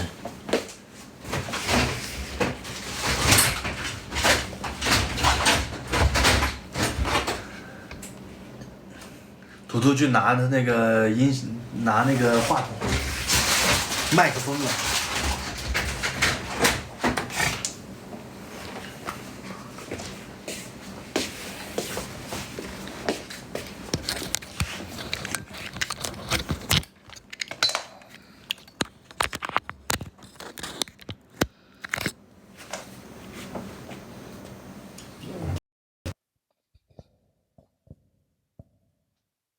来，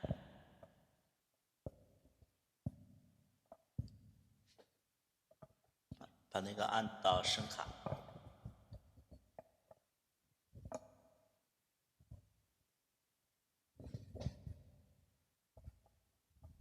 小错吧，人家点的小错。咱一人带一个。啊，咱俩。不是啊。这样的话。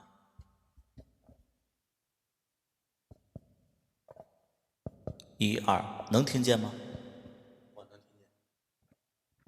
能听见吗？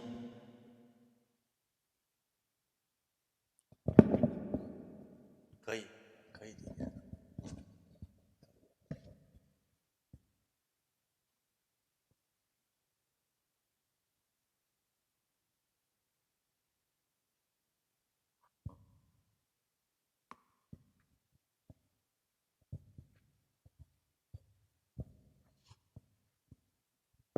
不是放在。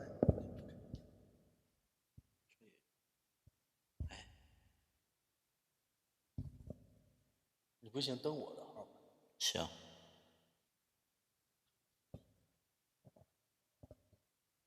对，有声卡。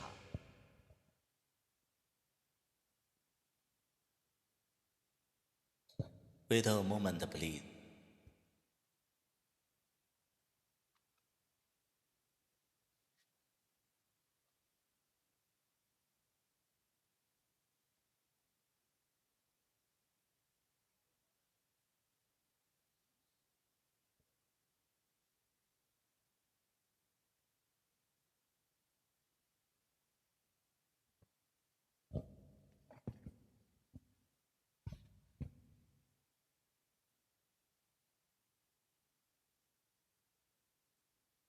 起风了啊！起风了啊！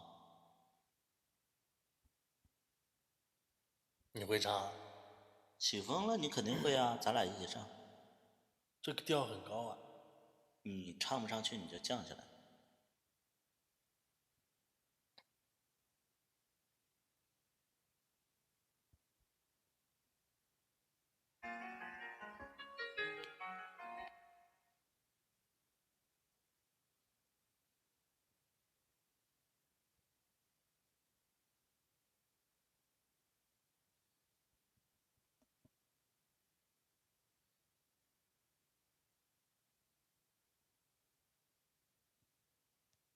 声。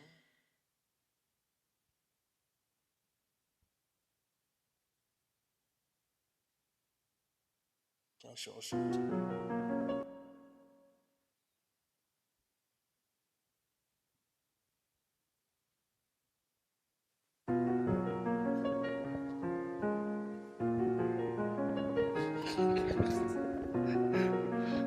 你唱，你唱。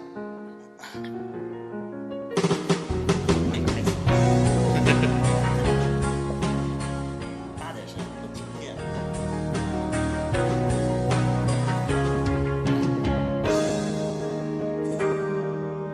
这一路上走走停停，顺着少年漂流的痕迹，迈出车站的前一刻，竟有些犹豫，不禁笑着，近乡情切仍无可避免，而城依旧那么暖，风起了从前。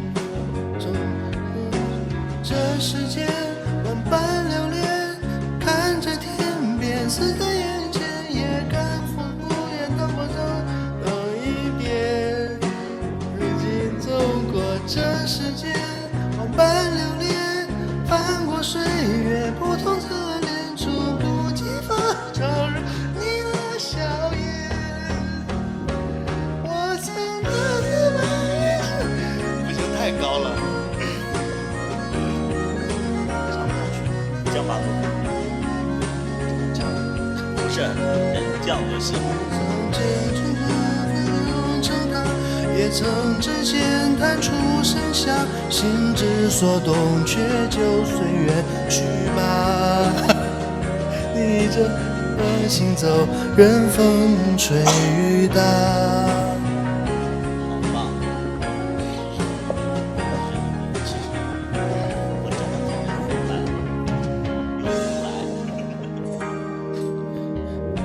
短的路走走停停，也有了几分的距离。不知抚摸的是故事，还是段心情。也许期待的不过是与时间为敌，再次看到你未成年，笑得很甜蜜。从前初识这世间万般流连，看着天边似在眼前，也甘愿敷衍透过的啊，这世间万般流连，翻过岁月不同侧脸，猝不及防照入你的笑颜。我曾难自拔于世界之大，也沉溺于其中梦话，不得真假，不做挣扎，不惧笑话。我曾将青春翻涌成她，也曾指尖弹出盛夏，心之所动，且就随缘去吧。好，谢谢。这都好听吗？还有没有想点歌的？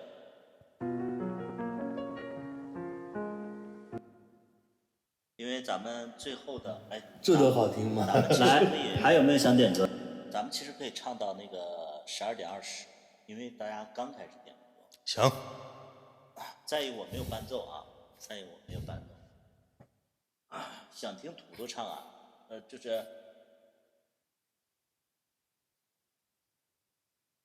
就我没有我的歌，我没有伴奏。这上面没有吗？没有，可以往上传，其实传就有。搜一下。没有，没有。想听土豆唱，我没有伴奏。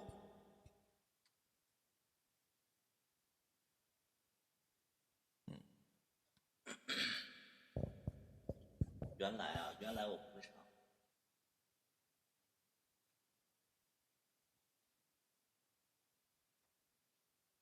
岸边客、泪桥，都不会啊。我也不会啊，都不会。茉莉雨我也不会，我怀念的。我怀念的你会吗？我只会唱高潮的部分。行。唱约定，约定你会吗？好像会吧。我不太确定。约定，来，我俩一人唱一段啊。约定，我俩一人唱。约定是女 key 啊。那你可以降调。那我唱女 key，然后你。行，我先试一下。怎么，我声音好好听啊？梁静茹的《崇拜》，之前直播的时候听过。啊，崇拜你会吗？不会，梁静茹我只会唱最有名的那首。咱们先满足那个什么，满足那个等风来大哥，有风来的，有风来大哥，崇拜。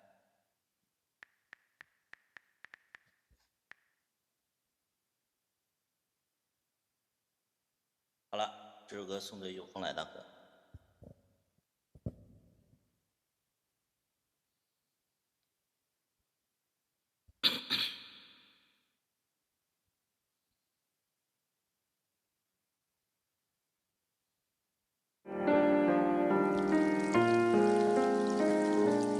我活了，我爱了，我都不管了。心爱到疯了，恨到算了就好了。可能的，可以的，真的可惜了。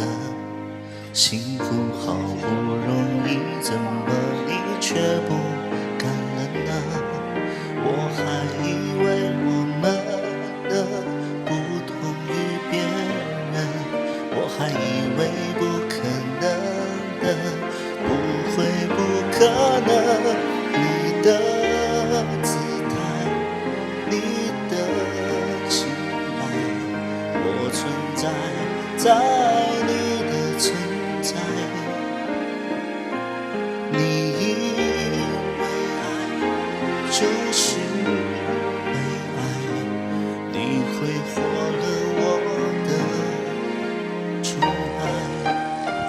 我不会唱。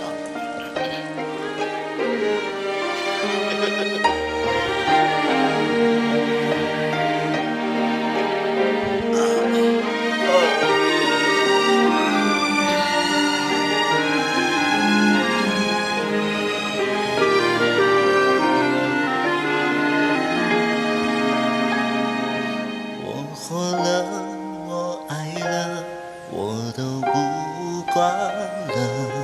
心爱到疯了，恨到算了就好了。可能的，可以的，真的可惜了。幸福好不容易，怎么你却不干了呢？我还以为我们不同于别人，我还以为不可能的，不会不可能。你的姿态，你的情爱，我存在在你的存在。你以为爱就是被爱，你挥霍了我的崇拜。风筝有风，海豚有海，我存在在我的存在。所以明白，所以离开，所以不再为爱而爱，自己存在在你之外。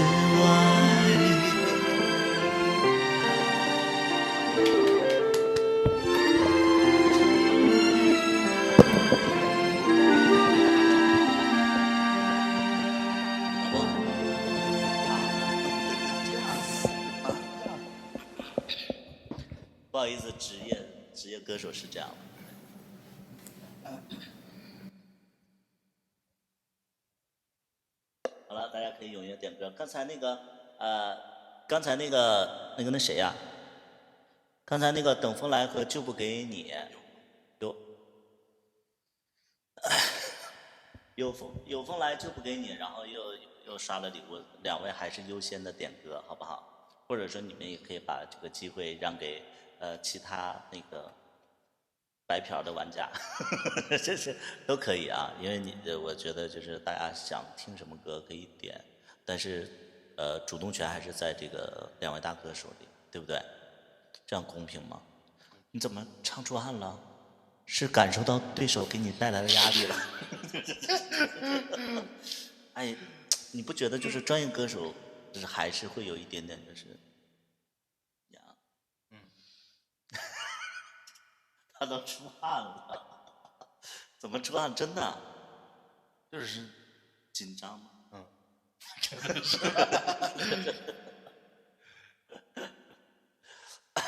等一下，两位大哥啊，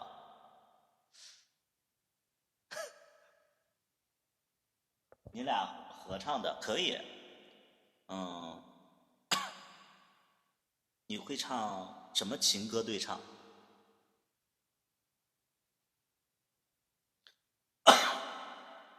想把我唱给没不会，等于说就老一点的，咱们的年纪应该唱老一点的歌。你说一个，我看我会唱。珊瑚海，因为爱情。珊瑚海，因为爱情，还行吧。因为爱情，因为爱情。行，我唱王菲。行。广岛之恋会吗？痴心爱人。我不知道哎，广岛之恋不知道是。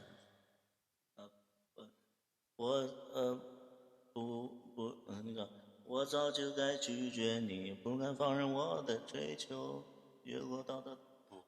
痴心爱人，爱人不是那个是这个痴心爱人，让我的爱伴着你直到永久。那就那个伤，就是那个刚才那个是什么歌？因为爱情。因为爱情吗？因为爱情吧，我老婆都出汗，没事儿，你就是陈奕迅，好不好？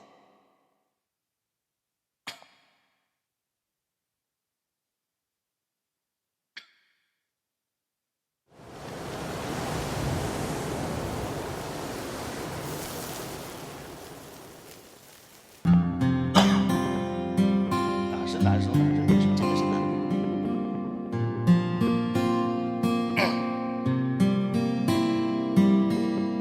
给你一张过去的 CD， 听听那是我们的爱情。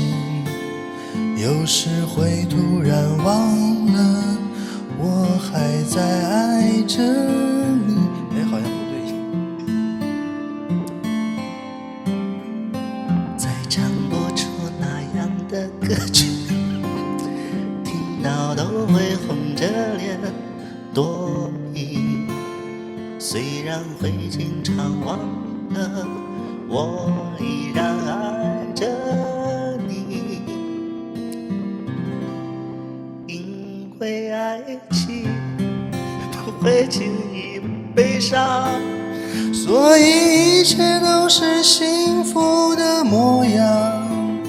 因为爱情简单的生长，依然随时可以为你疯狂。因为爱情怎么会有沧桑？所以我们还是年轻的模样。因为爱情在那个地方，依然还有人在那里游荡，人来人往。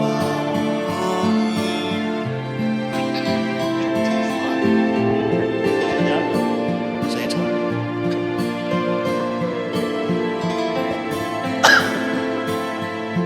谢谢，真谢谢。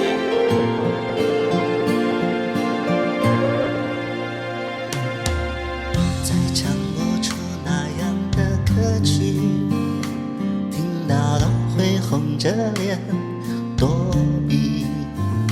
虽然会经常忘了，我依然爱着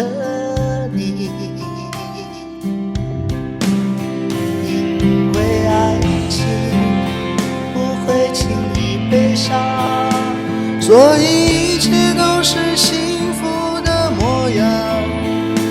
因为爱情简单的生长，依然随时可以为你疯狂。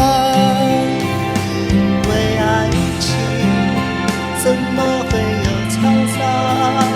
所以我们还是年轻的模样。因为爱情在那个地方，依然还有人在那里游荡，人来人往。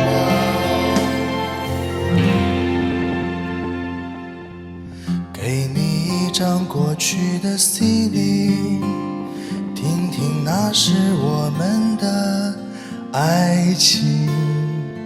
有时会突然忘了，我还在爱着你。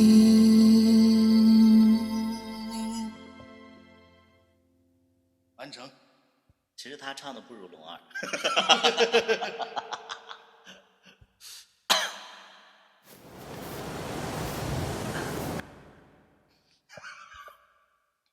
唱歌不要那么用力啊，对不起，我们毕竟他是业余的嘛。挺好啊，挺好听的，重口味。好听。还那个刚才就不给你又刷了礼物，咱们接下来唱什么歌呢？叨叨唱的就不给你，这不给你，咱们继续点歌。刚才是谁点？没事，先放着吧。声音很好听啊。10年刚唱过了。刚唱。这不给你还在吗？这不给你又不在。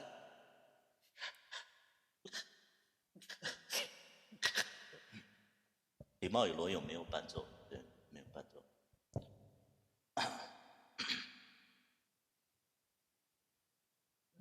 你们唱吧，我困得眼睛花。哎，谢谢有风来大哥，哎，有风来，谢谢的璀璨舞台，谢谢。因为爱情就是你点的啊，那咱俩再唱一首合唱的歌曲。什么？合唱的歌曲都有什么呀？天下有情人不会，太难了啊，这个太难了。有风来大哥不是有风来大哥那个下了，那咱们就是那谁，就是就不给你，你想听什么歌？今天，珊瑚海，约定，那个是什么？心语心愿吗？要不你给大家来一首那个全开麦的一首歌，唱一首你自己爱唱的。全开麦的。对。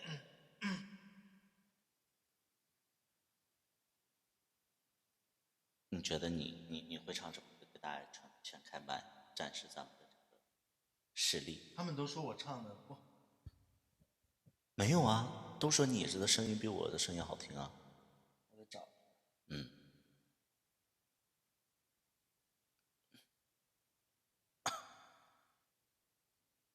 电台情歌，选择啊，唱得好是不是？我也觉得他唱挺好的。唱，我也不知道唱。你可以唱一首就是你自己爱唱的歌就好了。李代沫的歌能唱吗？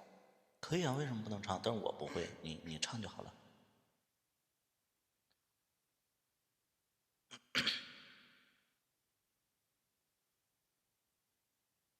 爱情转移。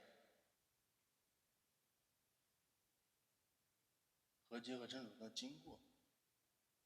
你唱你擅长的。那叫爱情转移。行，我给你搜，你拿着全开麦，咱们把节奏带好了，你会感受不一样的。我有点压力。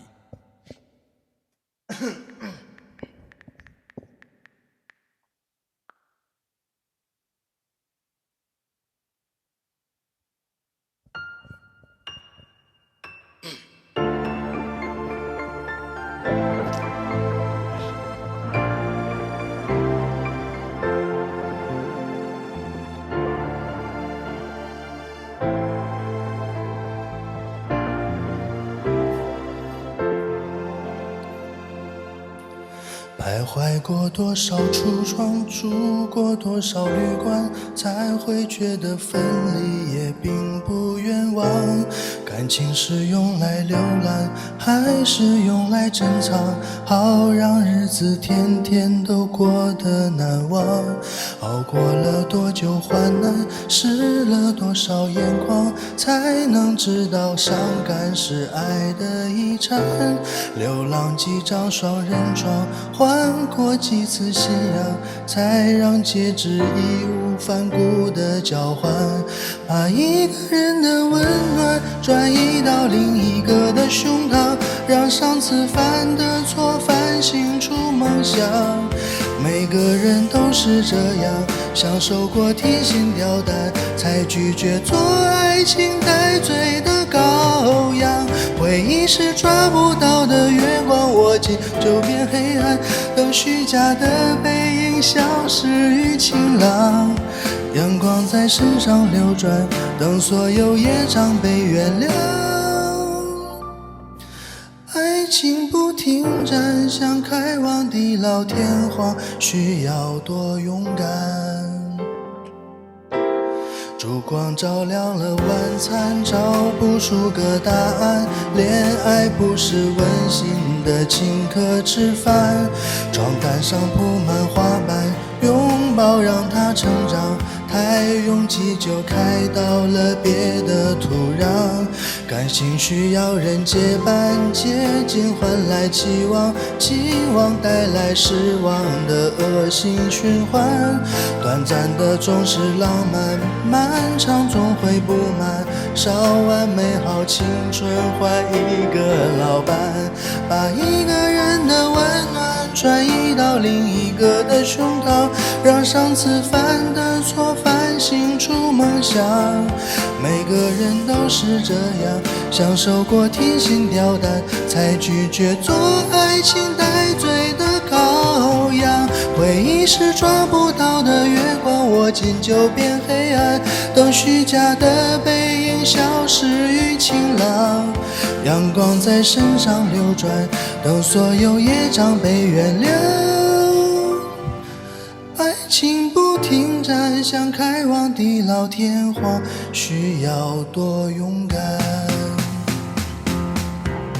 把一个人的温暖转移到另一个的胸膛，让上次犯的错反省出梦想。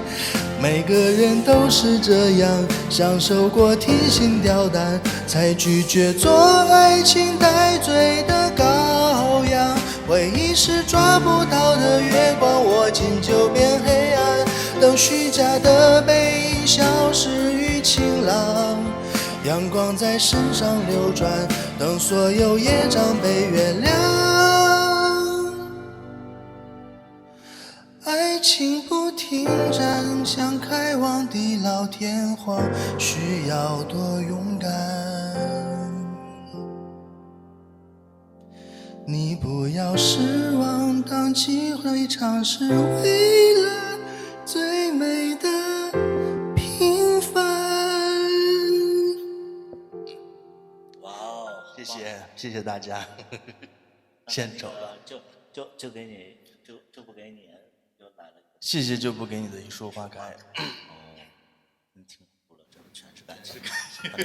把这个关掉。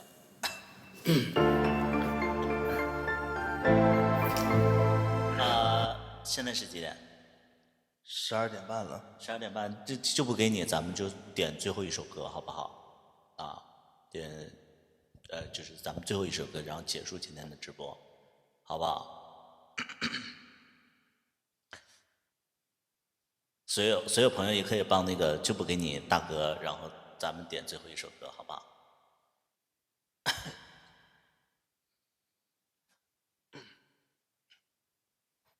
咱们帮那个就不给你大哥，咱们这个情歌王太久了，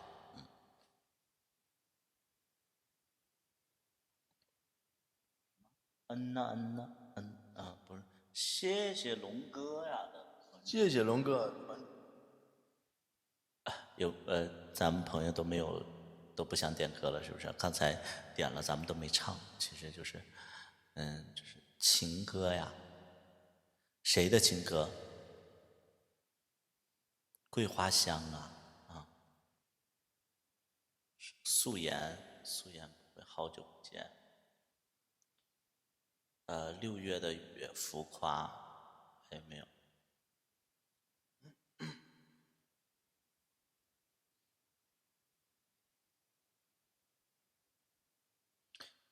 美丽的神话你会吗？好像会。来，最后唱一首神话啊。就是那个孙楠和那个。对，咱们送给所有的朋友一首歌啊，就是《美丽的神话》。我稍微大一点，我听不清。我从哪开始？你先唱。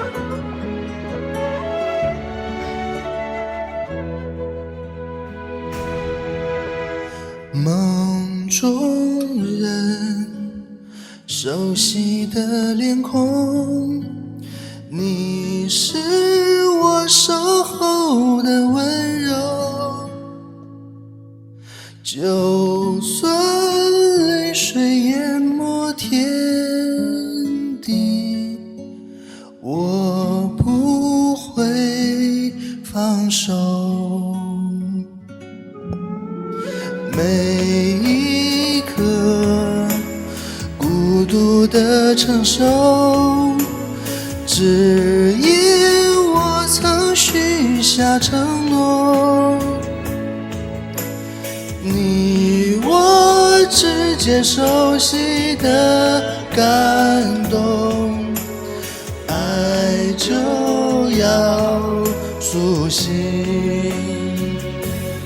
万事沧桑，唯有爱是永远的神话。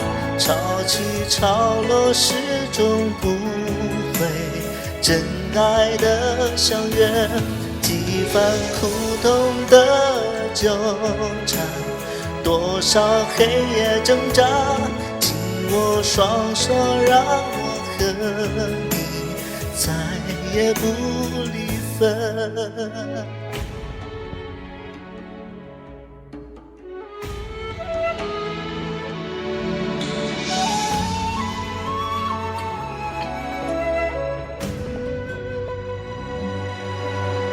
枕上雪，冰封的爱恋，真心相拥才能溶解。风中摇曳路上的火，不灭亦不朽。等待花该春去春又来，无情岁月笑我痴狂。心如钢铁，任世间荒芜，思念永相随。万事沧桑，唯有爱是永远的神话。潮起潮落，始终不会真爱的相约。几番苦痛的纠缠，多少黑夜挣扎，紧紧双握，让我和你再也不离分。也唯有爱是永远的神话，谁都没有遗忘古老的誓言。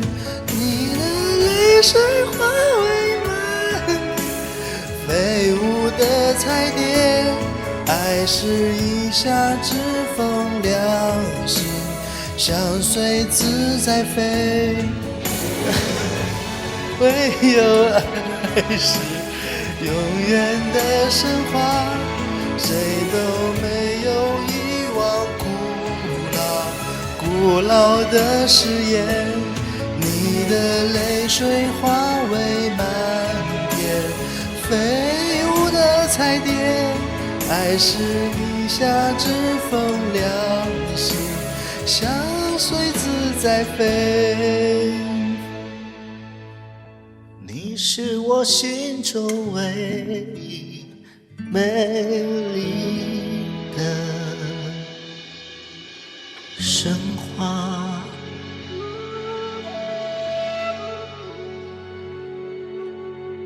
非常不错，还带演绎的，就是我稍微大一点。好了，今天直播就到这里了。好的，其实大家没有听够，但因为时间有限，那咱们就最后一首，因为我们也没唱够，还有这么多人，来是不是？其实我们就是很难说出再见，因为其实就舍不得大家。我觉得大家在一起才叫是家，他们就是我们的家人。你别笑了，其实对我来讲的话，其实我能理解，我能理解。你不能理解，你不能理解。毕竟世上没有真的感同身受。你会唱《女儿情》吗？会一点，但是太高了。你这样子唱。行。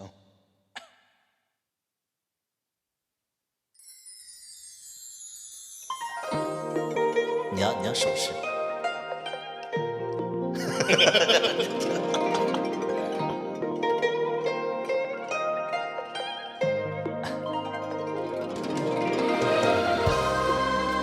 怎么我唱啊？这太高了。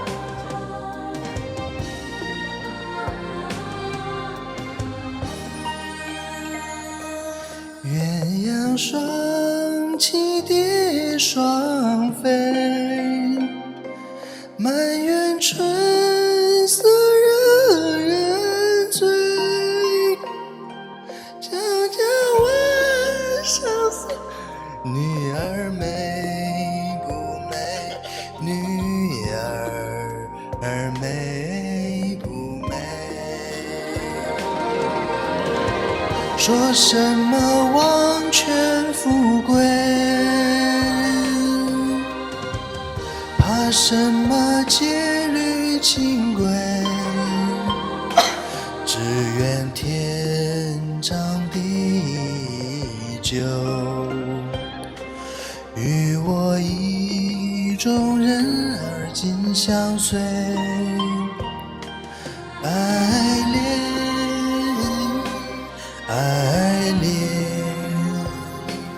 愿今生长相随。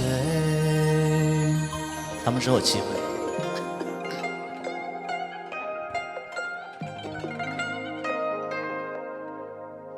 唱不上去就降下来。好多，太好听了，谢谢。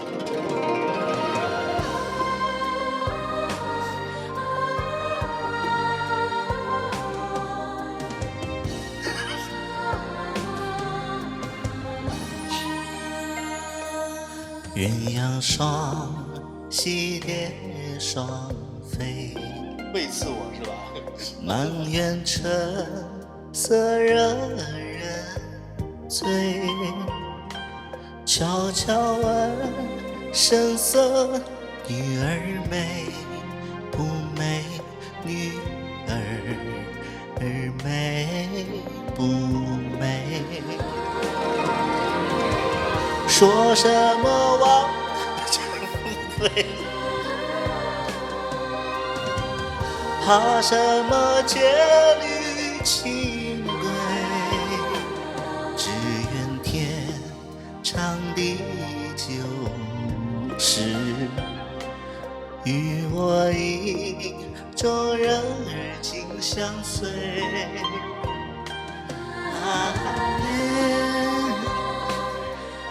爱恋，愿今生长相随。说什么王权富贵，怕什么戒律新规，只愿天长地久，与我意中人而今相随，爱恋爱恋，愿今生长相随，愿今生长相随。谢谢，就不给你的告白花火。谢谢。好了，刚才有一个人点了一首王菲的《流年》，我不会唱这个。那咱们给新来的朋友唱一首，就《流年》嘛，对。你听听我怎么唱的啊？专业的歌手你学一学。好的。又出汗了，压力大。你要点《流年》的还在吗？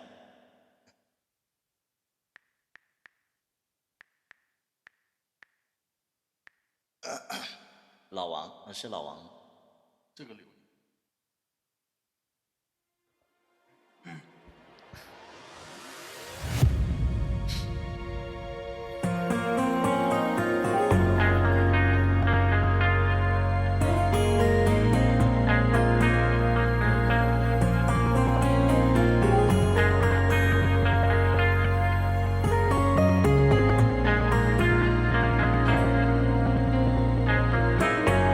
爱上一个天使的缺点，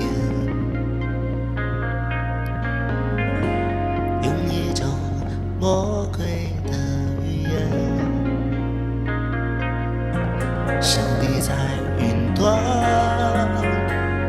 只眨了一眨眼，最后每一周都一点，爱上一个认真的消遣，用一朵花开的时间，你在我身边，只打了个照面，5月的晴天闪了电，有生之年狭路相逢终不能幸免，手心忽然长出缠绵的曲线，懂事之前心动以后长不过一天，留不住算不出流年，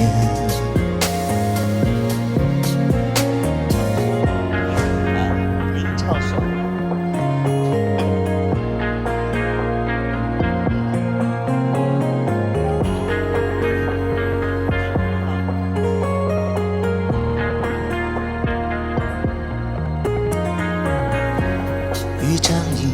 场烟火的耀眼，用一场轮回的时间，流星认识过，来不及说再见，已经远离我的光年。有生之年狭路相逢终不能幸免，手心忽然长出缠绵的曲线，懂事之前心动以后长不过一天，留不住算不出流年，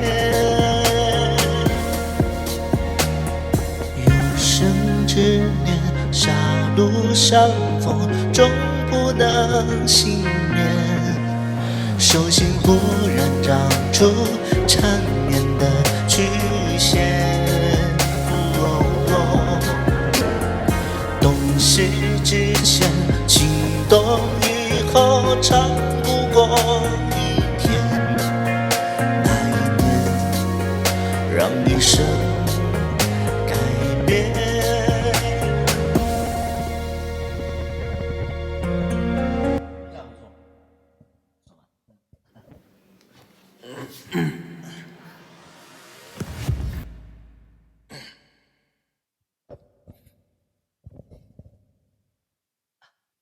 自带感情的音色，我都还唱害羞了。谢谢大家。现在有多少人180。180，走了这么多，之前200。谢谢这180个人。对，时间啊，好有意思啊。太晚了，持续。对，大家都去睡觉吧。改天有机会的话，再给大家那个不困了。那咱们也得休息了，因为明天就是明天咱们那个也可以直播，但明天可能早一点。然后跟大家那个明天咱们7点播吧，因为明天后天要上课，7点播到10点吧，播3个小时。然后跟大家预告一下，最近给那个前任写的一首叫《屠夫与大夫》，可能近期会上线，大家可以关注一下我的这个网易云和 QQ 音乐，搜索百里屠夫，然后点关注，然后咱们就是可能这2天会突然性的上线。是一首写给小大夫的一首歌，叫《屠夫与大夫》。他本人也非常喜欢。你喜欢吗？我这首歌你觉得 OK 吗？ OK， 我觉得很好听这首歌。哪里好听？就是它的整个的旋律都是我喜欢的那种风格。那我给他写了一首歌，你会不会有不开心呢？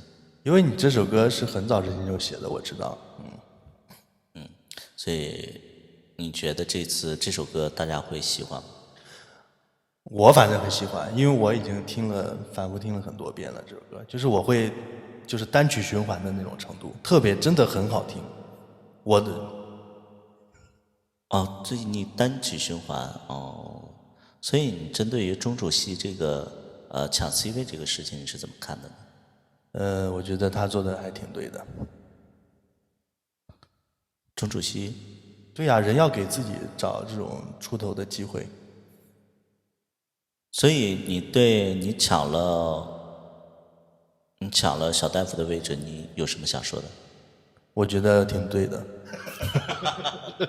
没了，开玩笑，这就他没有抢，是我们早就分开，而且是不合适啊。他没有抢，他没有这个本事吧？